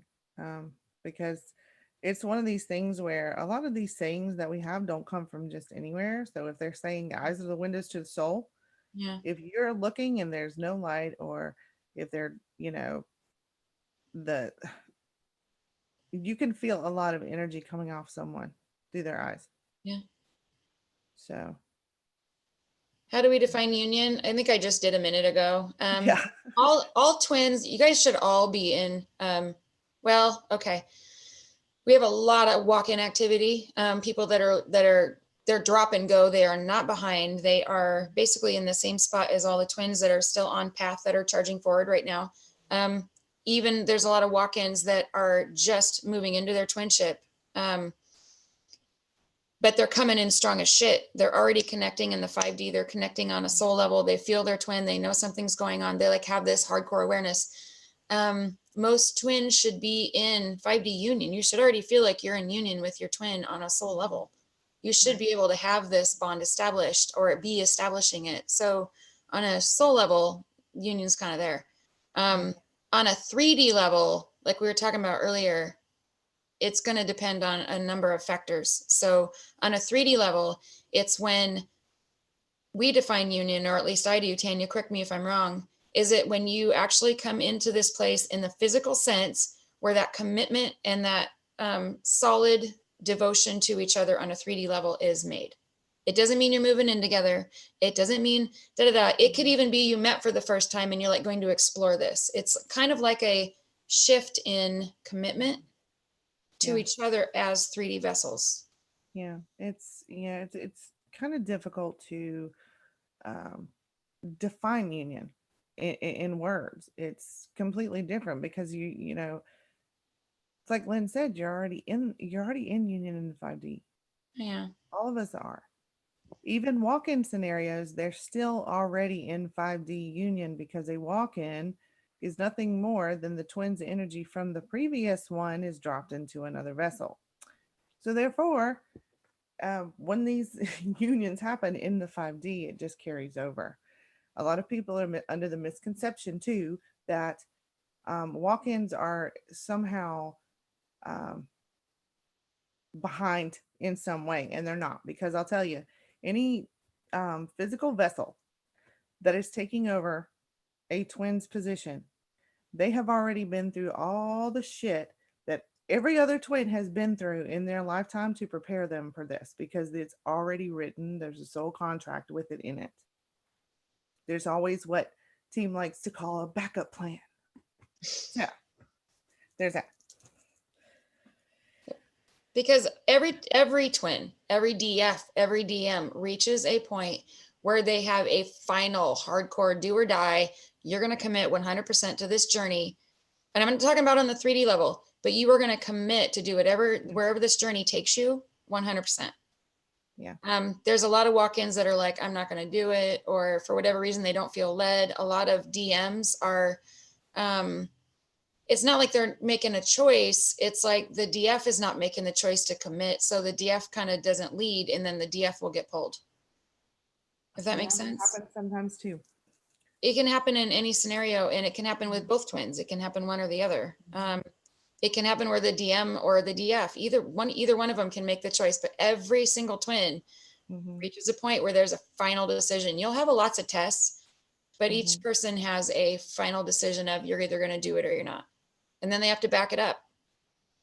Yeah, it's kind of like Lynn and I say, that each individual twinship has its own dynamic. It's very, very like individualized, as individualized as a fingerprint, but the end goal is still the same. So Sophia, she keeps talking about Sophia, you got dark all over you, girlfriend. Shit. It's just screaming at me, basically. And everything she's saying, I'm like, get rid of the dark. We both struggle with our root karmics determined to ruin our lives at all costs. Both have root karmic parents. That's incest, sadistic towards us. My mom is the dad. Wait, his mom is, my dad is, his mom is, my dad is. He's at root karmic moms currently. Yeah, all that needs to be wiped out. Some people don't just have one karmic against them. Some people have like a network of people. It could be like a whole family of cousins. It could be a whole network of people. Some of them they don't even know. Because even if you've got one person doing voodoo, you got a whole bunch of them in the background that are all helping out. Some of them are related. Some of them are not. They have their own agendas. Some of them are just like doing whatever they got to do because they're part of it and they don't even know why. Taking down twins is a big, big prize, guys. Oh yeah, you have the biggest prize on your head if you're a twin, and they can take you down. They get rewarded for that. Yeah. All right. They need to go down. Just saying. Dark's time of day, Chantal, is 3 to 4 in the morning. Yep. wherever you are in this place in your time zone is 3 to 4 in the morning. That's like when they show up the most. I have an opposite sleep time. Make sure you protect your twin from your energy and send Jofi in there to help them sleep. We're both sick right now and we have opposite sleep schedules. Kimberly Shepherd. Yeah, do whatever you can, but then also make sure that your twin is clear and protected and that you keep them vibing as high as possible. If they're sick, you should be able to go in and clear their energy out. And yourself as well, because Yep. if you're both sick right now, okay, that's just like you have to look at this from even a human standpoint. If you're lacking sleep, what's going to happen is your immune system's going to get stressed out, and you're going to drop like a rock, guaranteed. Seriously, over there? Come on, man. It's just it's one of those things where you need to kind of clear yourself, clear your twin, and work on this. I know you guys have the opposite sleep schedules. Block each other from it. Because like I can tell you that, okay, if my twin's sleeping, it's going to make me extremely tired during the day, and vice versa. So it's just that lovely little integration thing. Sherry saying, what blood type? That's the one. Yep, it is. Sorry, honey. Sorry, girlfriend. We've dealt with it before. If you need help with that, look under dark mitigation for org. That's what that is. Oh, wow. Yeah, we can help you with that, but I don't want to get into it on here, and I think you know why. Yeah, she's also talking about a family curse. Yeah, honey, it sounds like you've got some things going on that need to be addressed. All of that can be taken care of. Yeah. Reach out to us. It's not something we will talk about here, just so you know. A lot of stuff we don't talk about here, even though I slip and I say stuff I'm not supposed to, but hopefully nobody's listening. She gets riled up. Just saying. Chantel's saying, I feel like I'm under attack a lot, so I fight back. No, you cannot fight back. You can, Tanya and I can stop karmic intent.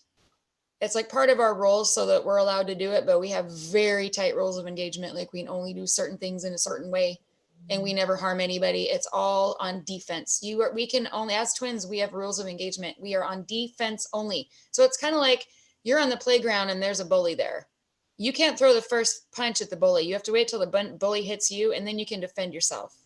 So it's kind of the same thing with dark.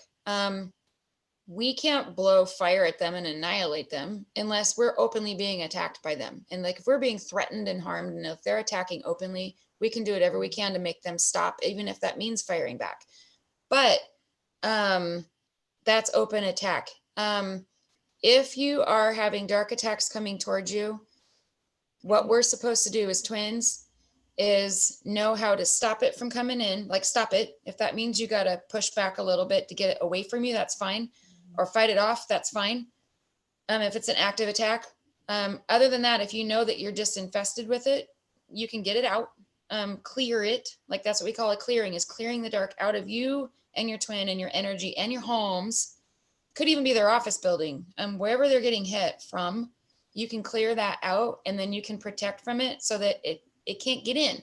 Because if you're keeping yourself clear from it, if you're keeping your twin clear from it, if you're putting these protections to the point where nothing can get in, you're not fighting anybody. So like you can put yourself in a protective bubble and stand in front of the bully and the bully can punch you, but it ain't gonna do anything because you're in this pod. You're not doing anything to hurt the bully, but you're also protected. So that's kind of what we have to do as twins. So clearings and protections, Tanya and I have fought all of this shit on every possible level. Everything that they could throw at us, we fought it. The clearings and protections that we do protect against all of this stuff. So we have elements for everything. If you're doing our clearings and protections and you're still getting hit by something, that means that there's karmic intent and they're trying to find cracks around it. Me and Tanya can go get rid of it. Meaning we can get rid of the intent, stop the intent from coming to reach you. And then we can clear you out and teach you how to keep whatever it is off you.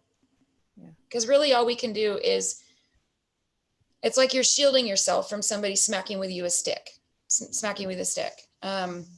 That's all we can do as twins, but we are more powerful. We shouldn't, if you are vibing really, really high, it doesn't matter what comes at you. It shouldn't be able to get in.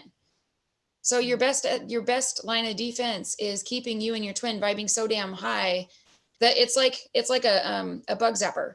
A bug would fly into it. It's going to zap the bug. That's what you guys are when you're vibing really high. You're like this big ball of freaking electricity that dark can't survive in it. Dark, if you even come up against it, it's going to burn them. So that's your best line of defense, is vibing high as possible. Yeah. Keeping yourself clear and protected to the point where nothing can touch you. You should be untouchable as twins if you're properly protected. Right. Chantel says, I retaliate all the time. Don't do that anymore. No retaliation anymore. Ex-karmic, same thing. It doesn't matter who it is. You can't retaliate against him, but you can stop their attacks. Yes. I thought I was being attacked, tried everything, prayer, meditation, etc. And it was not until I prayed for him that I got relief. Good. A lot of people have the misconception that asking Michael to come in, Archangel Michael to come in and team to come in to clear all your stuff. They're not doing that for twins, if you've noticed. They're like, if you aren't stepping into it, we're going to sit back and we're going to watch you get beat up until you learn to protect yourself from the bully. We're not going to keep stepping in and fighting the bully for you. You're strong enough to take this bully's ass down. So we're going to wait until you get beat to the point where you're like, what do I do about this? Saging isn't going to do it. Candles aren't going to do it. If you're blowing sage into a house trying to clear it, all you're doing is pissing the entities off. Or if there's something demonic there, because all sage does is it just makes them move out of the way because they don't like it. But there's no way that you can kill demonic stuff out of a house using sage. And especially if it's intent, if there's voodoo, if there's witchcraft, if there's anything having to do with Santeria, that intent goes straight to you as a person and through your energy. It doesn't matter how much you can sage that. It's not going to do a damn thing. It's like poking a bear with a BB gun. You're just going to piss it off and it's going to come back with full force, with a vengeance. I can promise. Chantel is saying, how come rarely anyone talks about this like you guys? Good question. A lot of people don't want to recognize dark for what it is. Yeah. And that's the thing, is that we see a lot of it going around throughout the twin flame community that the dark is your shadow self. Well, I can guarantee you that your shadow self is not going to try to kill you, give you a septic infection, or scratch you. It doesn't work like that. Exactly. It's just there's a lot of people that just don't want to see it because it's too ugly to look at. But the whole thing is, as twins, we are supposed to be like, you guys are not going to be coming at it and fighting hand to hand. You're not going to be doing it like Lynn and I do. But the thing is that recognizing it and keeping it off of you, that's your main goal. Yeah. Well, everybody has roles, right? Everybody does what they do. And me and Tanya, we're blessed, we'll call it, we fight a lot of dark. That's what we do. And we do a lot of stuff on the global level. So there's a lot of stuff we don't talk about. There could be other people that have roles they don't talk about. But this is what we do. And now we're starting to talk about it. We didn't talk about it for a long time because we had to get through a lot of it. We were also being told by team, it's just not to these things. Yeah. That it's not time. Like, now it's time. Really shush. Yeah. There's a lot of things we can't say too. Yeah. But now we're supposed to talk about what we're supposed to talk about. I don't know. We're just getting it out there and it is what it is. So how's that? Yeah. I love this. Can the twin flame seal be hidden with Botox? Yes. Oh my God. Yes. To a certain extent, there are people that have such perfect skin on their forehead. I can't see shit on there. I don't see it. But you cannot hide it energetically. Yeah, you can't hide it energetically. It's there. It's either there, or it's not there. There's no gray area there. Even if somebody comes to us and like, we ask for pictures because we look at all this stuff when we do validations. It's like, is there a seal? Is there a cord? And then the energy has to be the same. And like all these things, if we can't see a seal, it doesn't mean somebody's not a twin. It means that we can't see it, but then we can see it energetically. or we'll look at everything else. But there are people that I can't, like, I can barely see Tanya's most of the time. But then I look like I've been kicked in the face by a donkey with a cross on its foot. So I think Team did that because it was funny. Just saying. that's real funny. Thanks. Nat, oh, this journey is so worth it. Well, she's been kicking ass. Yes, definitely. Andrea, what's up, girl? Let's not forget the alcohol demons are real too. Alcohol is the biggest weapon we freely give the dark to use against us. Here's the thing: people that drink a lot, that she's totally right, because there are spirits. That's why they call them spirits, right? If you are drinking a lot, or that we have a lot of people come to us that are like, "What do I do about this?" Like, there's an addict in my life, and he's just he's immersed in dark, and it's like, there's really not a lot that we can do about it, because if somebody is inviting that into themselves, we can't clear it, because it's just going to come back. It's almost like if somebody's doing a Ouija board, or it's their free will to invite that shit in. So it's almost like when you invite somebody to have lunch at your house, we can't show up and say, well, that person's not good for you, they have to leave. If you invite the devil to dinner, guess who you're eating with? That's just the way it is. We're not allowed to ask him to leave if you invited him there. And it goes the same thing with drinking. I have a friend that she's an alcoholic, but she also dabbled in witchcraft. And I tried to clear her so many times, because I'm like, I can't hang out with her because she gets influenced by shit. And then I got to deal with it. So I tried to clear her out, and I was finally told stop, because she is inviting this on herself. It's her free will to invite this shit into herself. As long as she continues to drink, she's going to continue to be influenced. Same thing with people that are dark, that have karmic retribution. So they've got demonic stuff at them. One of my exes, I won't say who, like everybody doesn't know. Anybody knows him is like, that's obvious. But anyway, one of my exes is just like from way back in the day. So much crap on him. It's karmic retribution. If we're reaching judgment, well, we are in judgment day. Everybody is being forced to choose light or dark. Boom. There's a lot of karma that's coming in now. Judgment day is happening. This person in particular asked me, can you come clear my house, Lynn? My old ex, can you come clear my house? I cleared his house a couple times. He was having trouble at work, and I was like, there's demonic shit at work trying to fuck your shit up. And then finally Michael was like, stop clearing his house, because we're trying to bring him karma and you're interrupting it. Yeah. And I had to tell him, I was like, I can't clear your house anymore, because you're bringing this shit on yourself. You brought this shit on yourself when you created all this karma for yourself, and now your karma is coming to like catch up with you, and I can't interrupt that process. It's his free will did this to himself, and like this is divine intervention here. And so if you have somebody in your life that's inviting this shit, Ouija boards, witchcraft, don't give me this white witch crap either, because even if you say you're a white witch, doesn't matter what color you are, if you are doing spells or you're doing rituals or you're influencing someone else's free will, that's witchcraft, that's dark. If you're doing any of this shit, demons and anything dark flux to you, you are opening yourself wide open to it. We can't do anything about it. We have to tell you, you have to make the choice to get this shit away from you, make the free will choice against it. Then we can come clear you out. Yeah.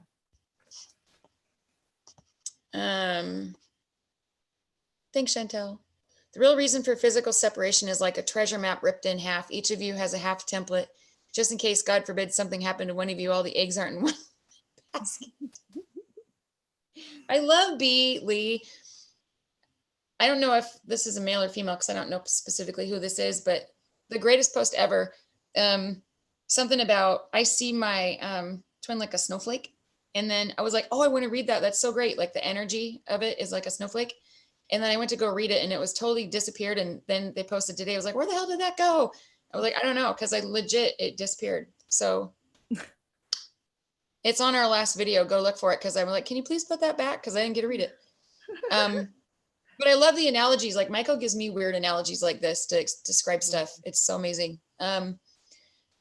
Physical separation is because we have to come apart in order to master on the soul level. Because if we tried to master all this stuff in person, we would annihilate each other, and we would really mess this shit up like soulmates do. Twins, we can't afford it. We have to come together. So we have to come apart, master a little shit, come back together. Oh, let's trigger the other. Let's trigger this. Let's trigger that. Go apart. Go in your little corners. Do what you got to do. Come back and do it all over again. If It's kind of like anybody who is mastered. I sit back and I do this a lot. You can tell people who are unawakened and non-twins because they have this karmic behavior. And we've all mastered it to the point where this karmic behavior feels icky. It feels gross. Come on.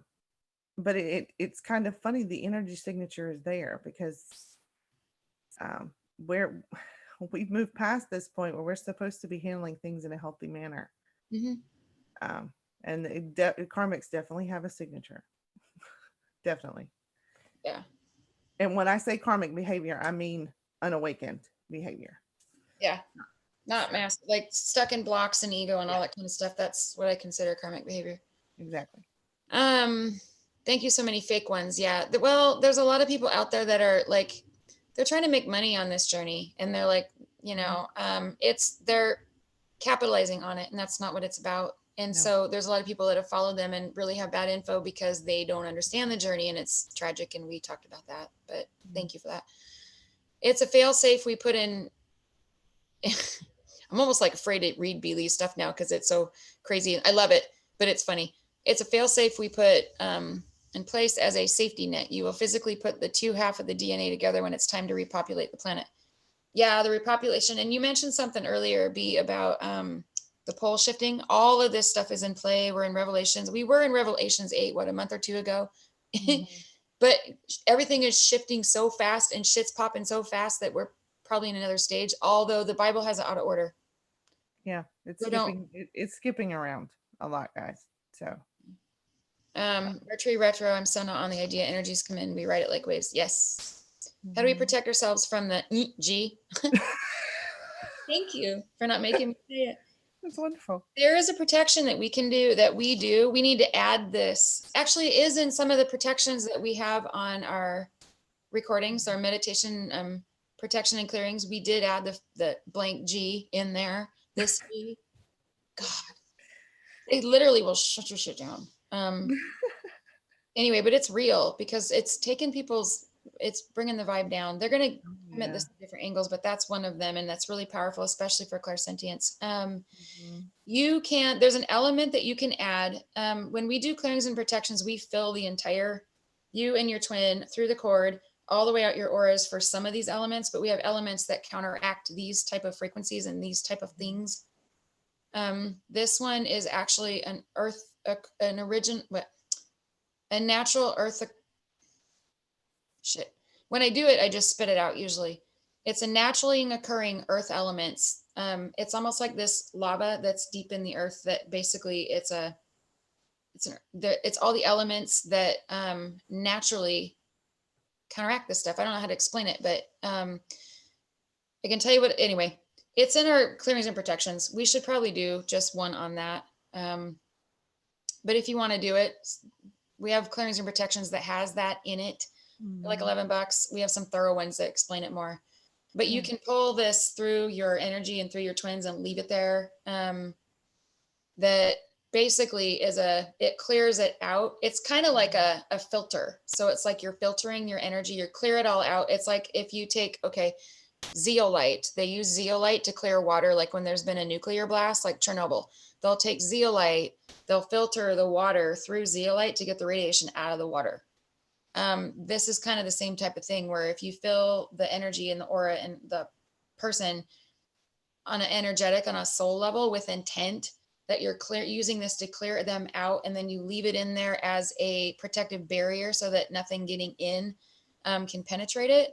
If you set the intent that that's what it's doing, and then you're setting the intent that it's keeping them clear, you set the intent and it manifests that way. So you can clear somebody out of that G in a matter of seconds just by doing this. Set the intent that it's keeping them clear, and then you manifest it like that. It keeps them clear. You just got to keep doing it. So, Organite, it's got a hit with all the good ones.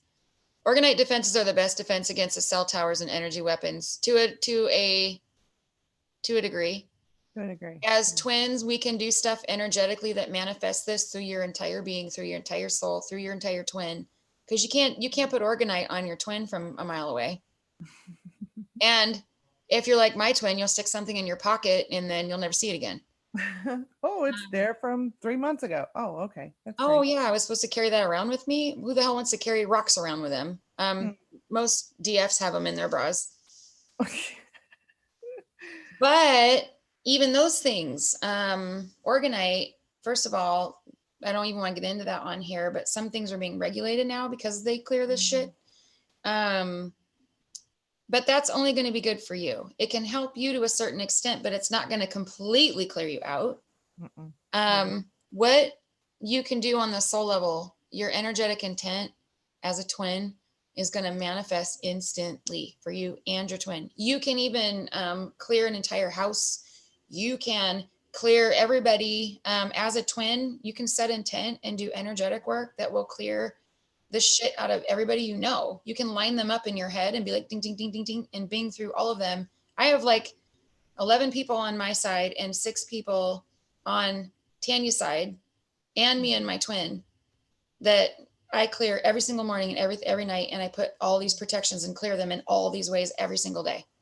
Tanya has multiple. Some people we know have like a whole lineup of people. You can't do that with organite, but you can do that as a twin. Right. So there's that.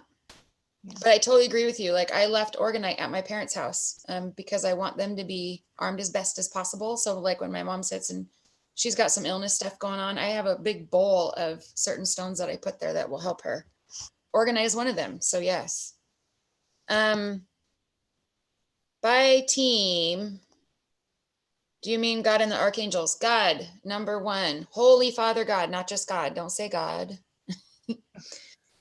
Because dark people and a lot of people think that they say God and they're getting Holy Father God, but they're actually calling on God, who Satan will say he's God. Lucifer will say he's God. Beelzebub, Azazel, like all of these entities. Papa Legba will call himself God. Dambala, he's a God. Holy Father God, the number 1 go-to for all true twins and all light, honestly. Archangel Michael, if you are a twin and you have not connected with Archangel Michael, connect with Archangel Michael. Holy Archangel Michael, not just Archangel Michael, because Archangel Michael, dark will use him to show up as somebody he's not. They'll bring a dark entity to you and say it's Michael. We've had numerous twins tell us this. So it's one of these things, if you are not calling the specific one, dark will show up. Yep. And they will exploit the energy. I can promise you that. Hardcore. We have twins that will not connect with Michael like they're supposed to because they have been so burned by this dark Michael that has masqueraded as Archangel Michael. And it's really causing delays and it's causing problems because they're not getting the guidance they need because they're so afraid of this shit. Rightfully so. Holy Archangel Michael. And then after that, it can be Archangel Jophiel, Archangel Raphael, Archangel Gabriel. Most of the twin collective reports directly to underneath God first and Michael, of course, but Archangel Gabriel is kind of like your commander for a lot of the true twins. So if you're feeling like you're connected to Gabriel, that's probably why. It could be Sanat Kumara. It could be Jesus. It could be your own angelic guides. Typically your guardian angels, you'll have 3 of them or maybe 5, but usually 3. They just protect you. They're not guiding you as much. But whoever your holy team is what we call team. And a lot of times you'll have one archangel that comes to you more than the other, or you'll have, if you've got some being that's the holy being that's coming to you more frequently, it's because they're trying to teach you something that is kind of like their specialty, because they all have like little specialties, except Michael does everything. And then God is the go-to always, number 1. Chantel, clear, and protect. We've been on here forever, you guys, so we're going to try to wrap up. I don't know the karmic and she doesn't know me. Let's just bang through some of these really quick, because I think Tanya's 3 hours ahead of me, and it's like, is that why you're tapping away, Tanya, right now? What? She's like, I gotta go. Like tomorrow in my zone. I don't know the karmic and she doesn't know me. All I can do is send her love. I have no idea what kind of person she is. I know nothing. It's like spirits keeping me blindfolded. You don't need to and do not reach out. You shouldn't be reaching out to the karmic or have any contact at all. As a matter of fact, part of loving your twin is to doing whatever you can to secure his privacy when it comes to the karmic. It's none of your business. It doesn't matter. That should be 100%. We did just put out a video a couple of weeks ago about the karmic. It's the first one. You'll see karmic and then part 2. What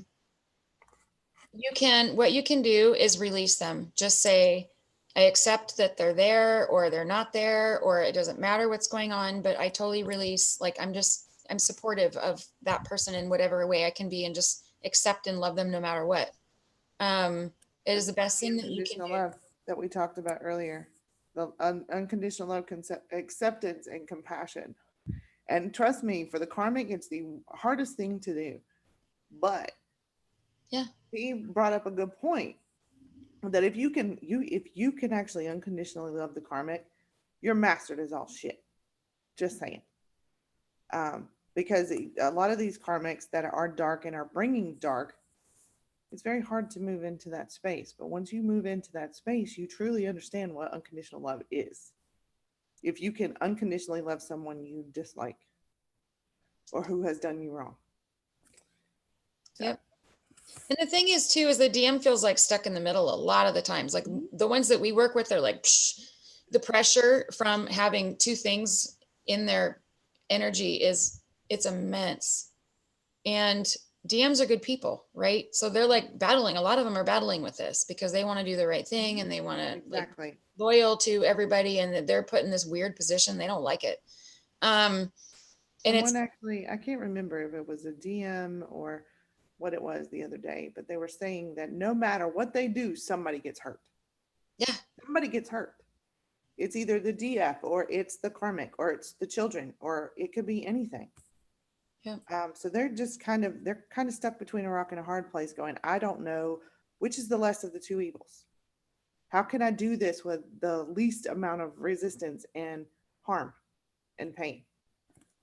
So it's one by thing just saying, sending the energy to your DM and a karmic, if there's a karmic there, I'm going to love and support you no matter what. And it had like with no conditions, whatever, whether the karmic's there, whether or not, because the DM needs to have his own space to do what he needs to do. He needs to make this 100% choice. He needs to navigate his path at whatever pace he needs to navigate it. But by trusting him and loving him, part of that is releasing that pressure from him and saying, you just do what you got to do. I'm going to trust you. I'll be here to support you no matter what. I'm going to love you no matter what you decide, no matter what you do. And extending that to the karmic, like being gracious towards that person, even if you don't know them, like I don't know mine. But that energy towards them, because even if you're stressing about it or there's something comes up and there's some kind of concern, that energy is leaking to them because it's also going to leak through your DM and it poisons a lot of things for a lot of people. So if you can just cut that off and release it and go, everybody is where they need to be and they're doing what they need to do, regardless. And I'm going to accept that they have their process and I'll do whatever I can to help them with it. It releases all of that poison out of everything. Mm-hmm. So that in itself is unconditional love. I'm not feeling any darkness, but I've always seen myself as a warrior of light. They try to paralyze me, but I can break out of it. There you go. Boom. Mm-hmm. And astral, I carry a bright shining sword, God's weapon of truth. There you go. Mm-hmm. So keep kicking ass. Love it. Can taking anti-heart palpitation drugs. Can taking anti-heart palpitation drugs stop the heart chakra communication, or psychotropics to stop the telepathy, stop union? What about smoking or drinking or other drugs? Don't stop the heart palps. That's how you're communicating with your twin. Don't stop it. That's beautiful. Well, if you have I know, I'm kind of wondering if this person actually needs them. If you need them, that's one thing. If you need them, by all means, take them. But if they're medically required, definitely do it. But yeah, even if you don't feel it, if you're numbing it out, you're still, it's the communication's still there. You're just not feeling the symptom of it. It's the intent.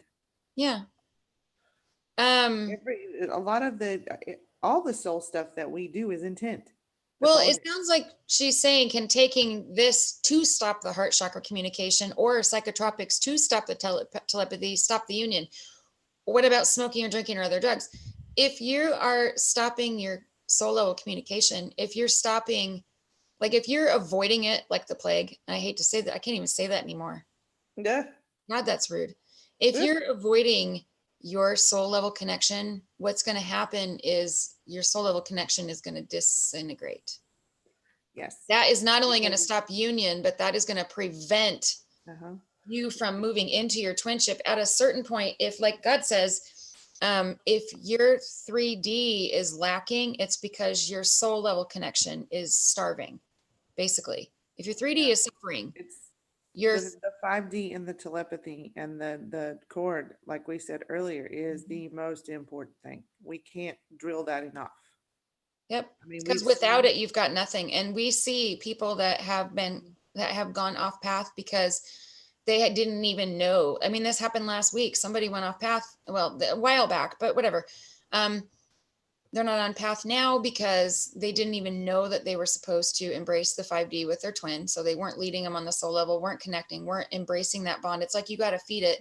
And she's like, I didn't know I was supposed to even send love through the cord or whatever. Like, how in the hell am I supposed to do it if I don't know about it? Well, you can do it on a, like, your soul's going to do it on a certain level, but you have to do it with intent, because we're at the place now where we got to lead. You lead through the 5D and you lead through the telepathy.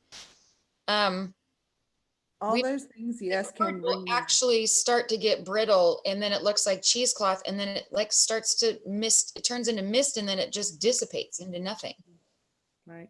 if you're not feeding it. Mm-hmm. But smoking and drinking and doing other drugs, yes, it will lower your vibration. It lowers your vibration, and not only that, it prevents you from connecting in the way that you're supposed to. And it opens you wide open to dark. Let's just put that out there. It leaves you wide open. Because if your vibe has dropped, your protections drop. It's just that simple. I don't think smoking necessarily. Not Um, not Maybe necessarily chick smoking, smokes, like, but no, I'm totally kidding. I'm joking. I know people that do, like twins that do smoke, and it's the smoking itself. It doesn't affect your connection.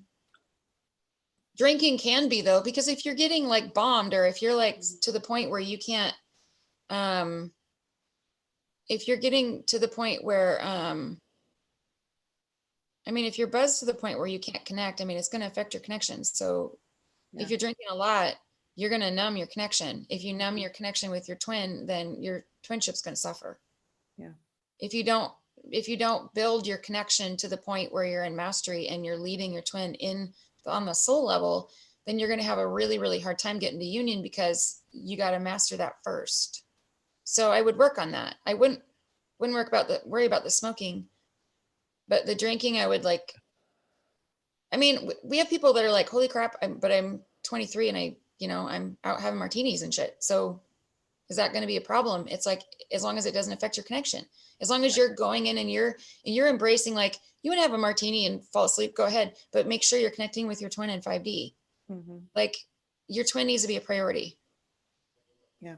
But it's also one of those things too, where it depends on if you're going to Vegas and you're getting bombed to the point where you can't remember the next day what you did, that's a problem, because Vegas is a hot spot for dark if you're in a casino kind of thing. Oh yeah. Um, it just depends on the situation. People drink. I mean, all of us will have a social drink, and it's not something that's a bad thing. It's just you need to be mindful, and If know you're how a twin that go has out every day and get. PTSD, a lot of people that are stressed out, especially if you've got DMs that are under an immense amount of pressure, and if they've got their PTSD blocks that are raw because the block has been removed, they'll use drinking to, what is it, what do they call that, coping mechanism. Yeah. So they may like go on some vacation and drink and smoke weed and get like black because they're trying to numb They're trying to numb everything down. I think what's important about that is just to make sure you're connecting with them to the point that you're kind of filling that gap for them, and doing whatever you can to minimize that stress on their end as much as you can. You don't want to minimize it too much, because if they're being faced with something that they got to get rid of, Michael and team and whatever, they might bend them over and put them through the ringer to get them to realize they got to move away from it. So they might have to be in that much stress, but do whatever you can as much as you're allowed to, and then try to fill in the gap, because if they're drinking to cope, they're not going to be able to connect as well. You can send it to them, but you might not get anything back. And then your connection is going to suffer. So you supporting your DM and leading him out of that situation to the point where he doesn't have to do that anymore, or she doesn't have to, is going to be, I think, your best thing. Right. Just got to throw that out there, because we've had DFs before that are like, he's drinking himself into a hole, and then he's in an igloo, and you got to warm him out of it. It just kind of depends on the situation. So if your twin is under possession, then what? He has to been used to attack me. Here's the thing. If he's being possessed, then you've got to get it out of him. You have to get that removed. You have to keep, after you get it removed, make sure that you keep him clear and protected. If we do this for you, we can teach you how to do it. Possession is a kind of a tricky thing, because number one, it can mimic an MK Ultra type of thing, where it's really hard to tell the difference if they're truly possessed or if they've got an MK Ultra type of control going on, because it looks the same. It looks, smells, walks, eat. I mean, it just looks like the same duck. If they're truly possessed, you have to be really, really, really careful how you get rid of it. Because one of the problems with doing exorcisms is that if you don't do it right, something demonic will pull a soul out on its way. It's kind of a long story. We can talk to this on the, I don't want to get into it too much here. You just got to be really careful that if it's a true possession, be really, really careful. Am I frozen, Tanya? No. You move it. Okay.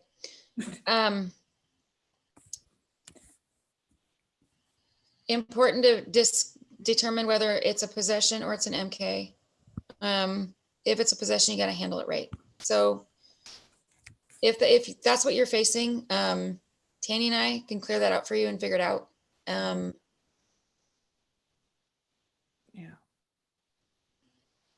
That's a tricky one, because you got to be careful.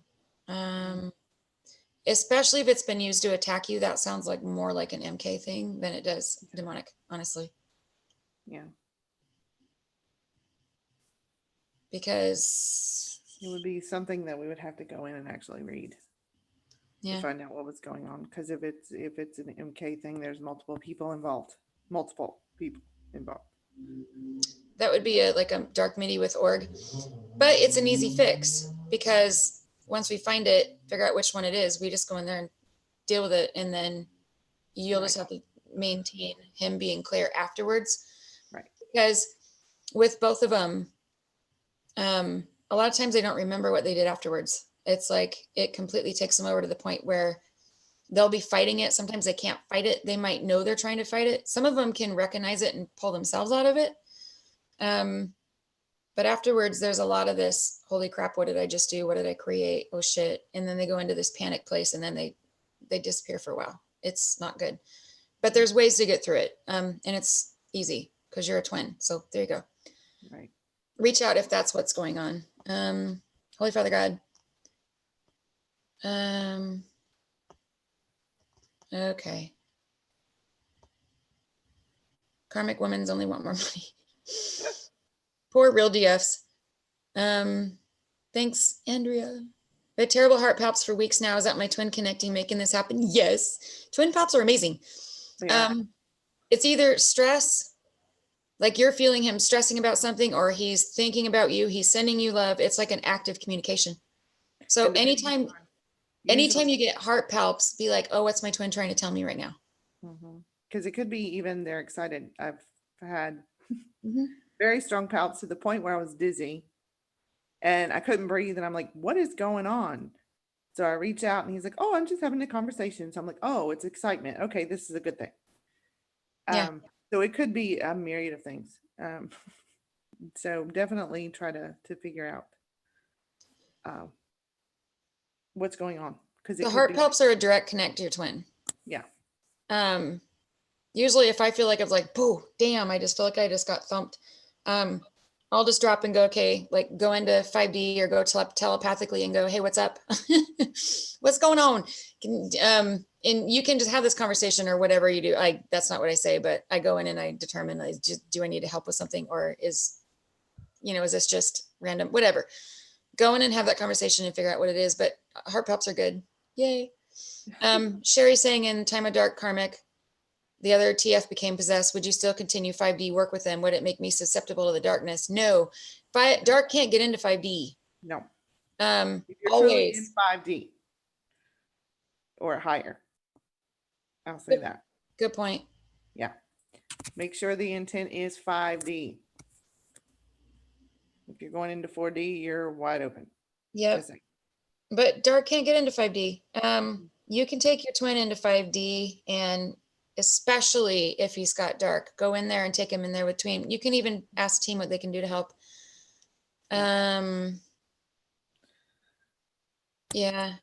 No, it does not make you susceptible. So there's that. Numbers don't. Hey Sherry, 11 11 11 11 2 2 4 4 4, driving you crazy. Even your twin sent you a message and the time said 444.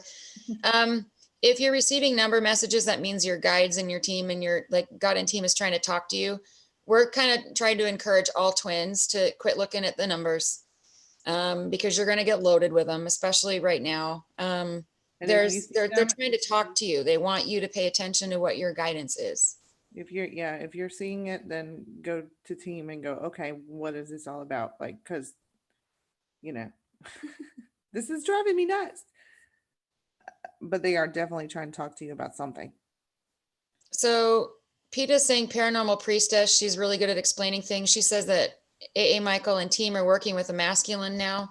I'm not going to call certain people out, or I'm not going to say whether we approve or not approve of whatever their messages are, but I will tell you that I don't like messages like this that say that these general messages about who's working with the masculine and who's not, and what's going on with the masculine in general, because it really depends on what you're doing in your journey.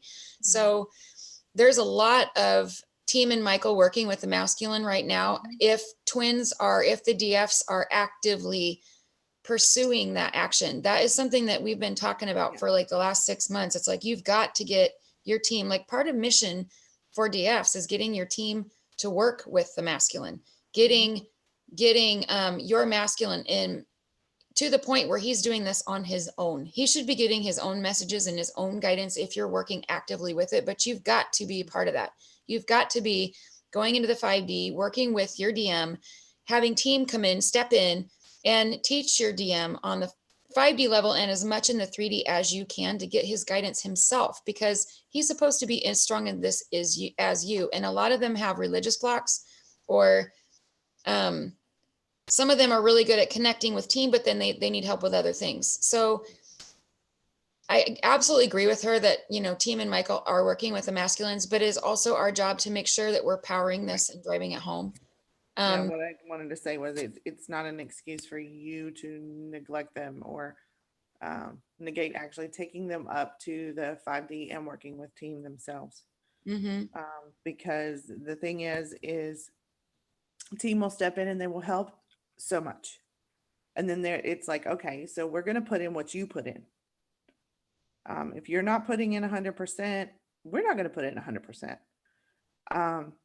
So it's one of those things where it's just like Lynn said, we're here to lead them. So lead them. Yeah. Peter's saying, I wish my TF would message me, but he ghosts me. Your 3D is only going to be as strong as your soul level, your 5D. Like God was saying, if your 3D is suffering, what's your 5D doing? Go into the 5D and build that, because you're going to lead. The more you can support, the more you can lead in the 5D, the more you embrace that bond, the more you're going to pull on the 3D, because a 3D isn't going to happen if the 5D isn't cleaned up. If the 5D isn't strong. Also, he's going to ghost you if there's other reasons for that too. If you've got any kind of dark there, he's not going to have anything to do with you. Team can also keep your DF held back, or your DM held back. If you need to work on something, they'll keep your DM back. If your DM's working on something, they're going to keep your DM back. So there's lots of reasons for this, but this goes right back to the God-centered journey. Go to God and find out, okay, what's missing? What do I need to be doing? What do I need to be focusing on? I always say, ask God, Holy Father God, show me what I need to be doing, like hardcore, what's missing? What do I need to be doing? Most important thing, give it to me in a way that is unmistakable, and I need it now. Like, give it to me in a way that's going to knock me for a loop and there's no way I can miss it. And you'll get it. He doesn't realize what he did. That sounds like MK. Totally sounds like MK. Yeah. He probably has no clue. He probably doesn't remember a lot of it. That's MK. That can happen with a demonic possession too, but that just screams MK to me. I've not been getting heart palps, but I've been getting movement in my chest. The best way I can describe it is the feeling one feels when a baby moves in your stomach. Yes. Yeah. It's like a flipping or a rolling in your heart chakra. That's a heart palp from your twin. Yes. Oh, Butterfly Beauty saying, Lin and Tanya, you both are amazing at what you do. Thank you. Thank you. We love it. We love you guys because it's like being out here connecting. It's so cool to see everybody's going through the same stuff. Everybody's experiencing the same stuff like all over the world. And it's like, we don't have anybody in our real worlds that are going through any of this shit, but you guys all out there are like, it's like a whole different breed of people. Not everyone is cut out for this work. I would not have ever believed any of this TF stuff being real until Spirit sent me a video. Well, it's the only way we can find each other because we're all spread out. But yeah. Thank you. We love to be here. So yes. Even gifts like jewelry can contain dark. So be careful of the gifts people give you and you wear around your neck, or you keep a gift in your home. Exactly. Yep. People can use talismans, or they can put energy, like in Voodoo, they call it juju. Yeah. Where they like try to attach energy to certain things and then use it against you. When I went through 5 months of dark last night, so I felt like my heart. Yeah. I'm sorry, I'm trying to bang through these because I got to let Tanya go because she's. Yeah, because it's after 11 here. I love this. Sherry's like, after the first time we made love, he had to take me to the ER because my heart raced and they had to stop my heart. Oh my God. Stop it and restart it again to get it normal rhythm. Oh no. I'm going to talk from my own experience. Like, I can feel when my heart races at certain times, I know there's something going on with my twin that's either, well, a lot of people get this, where your heart races randomly, where your twin is either like working out, or they're feeling excited, or something's exciting them, or something stressed them out. If their heart's racing, your heart's going to race. Yeah. Like, you can legitimately wake up in the middle of the night, you're sitting there and it's all calm. And then all of a sudden your heart's like, something's going on with your twin. So yeah, but it's not anything that's going to hurt you. Unless you've got a heart condition and like they bring your heart rate up too high like that. That's kind of scary. What should you be expecting in the 3D? Don't expect anything. Just detach from it. Because it's going to be a result of how detached you are. You're not going to reach anything if you expect anything. Not only that, but just like we were talking about this girl earlier who hadn't had any contact with her twin for 2 years. Everything that she got in 5D was telling her what was really going on. So go in the 5D. If you want to know what's going on in 3D, go in the 5D, and that's where the truth is. Right. And then when your 3D does connect, you'll see that it's all the way that you've been getting it in the 5D. And Peter's saying this is where it confuses me so much. As far as I know, he's not one, but he's not a twin, but spiritual. He wouldn't know anything about TFs. I'm confused by that. I don't know what you mean. And she's saying she's that as far as she's aware that he's not spiritual and he wouldn't know anything about twins. Well, the thing is, the great part about this is that this soul connection, it doesn't matter how spiritual they appear. Because I can tell you that a lot of the DMs hide stuff because it makes them look insane. We have places that we will go and we will talk this shit openly to anyone who will listen. But guys are not so open with that kind of stuff because they don't want people to look at them like they're insane. Because I'm sorry, everything that's on this journey thus far, it feels like, okay, I've taken the red pill. I'm Neo. I'm awake, and everything around me you're questioning what's real and what's not. They're Mhm. looking at it in the same way. So it's one of those things where I wouldn't get wrapped around the axle if he doesn't understand the whole twin flame thing, because they're not going to look at it with this label. They know No. that there's a connection, and that's all they need to know. That's the way they look at it. Just I wouldn't even worry about it. Um, as far as trying to push him in one direction or another, they come to their own realizations in their own time.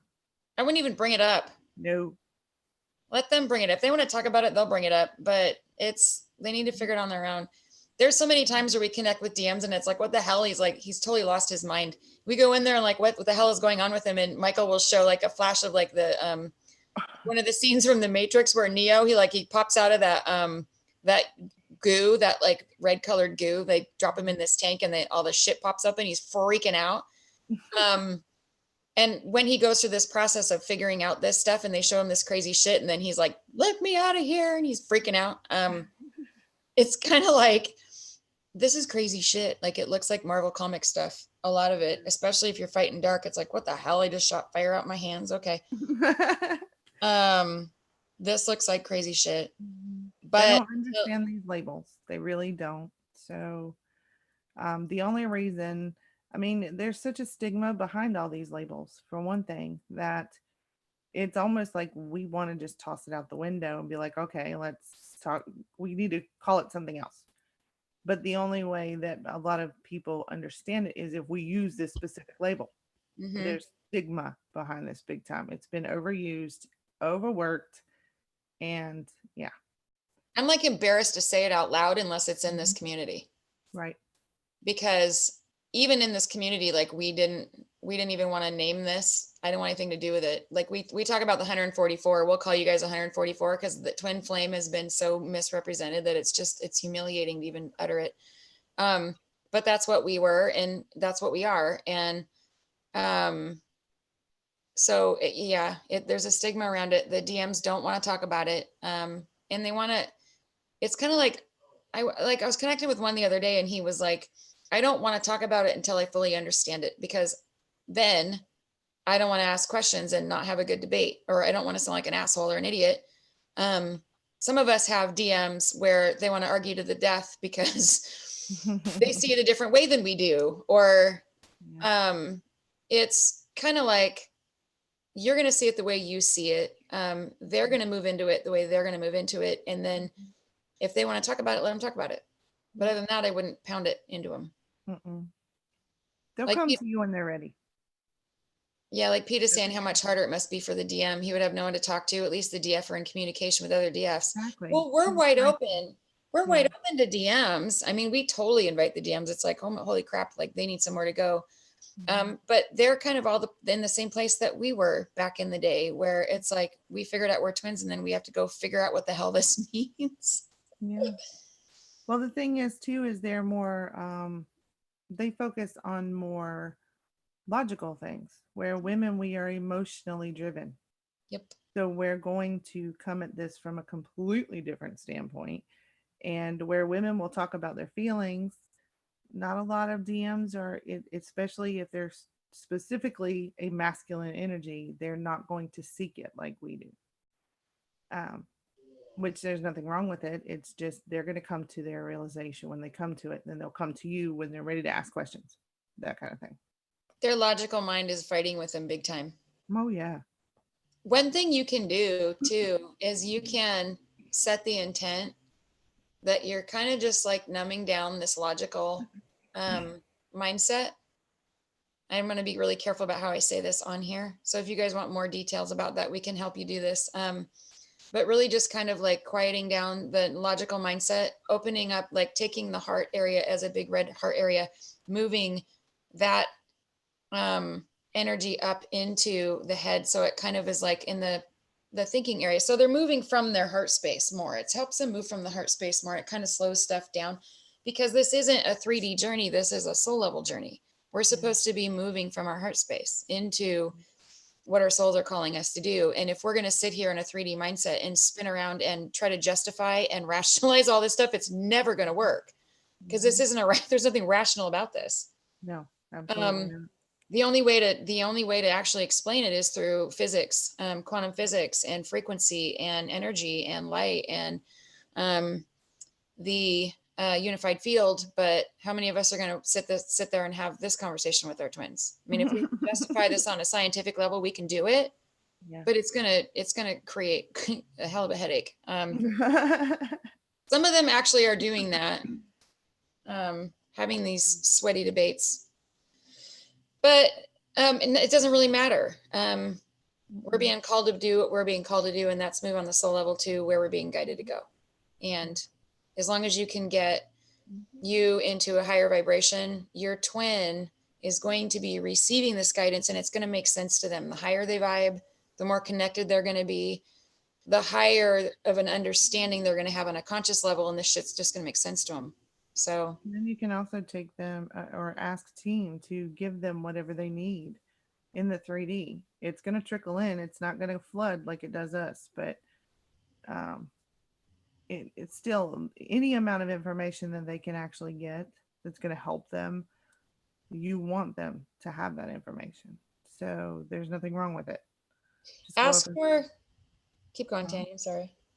Oh, I was just going to say, like, ask for whatever is in their best and highest good to be delivered to them in the 3D.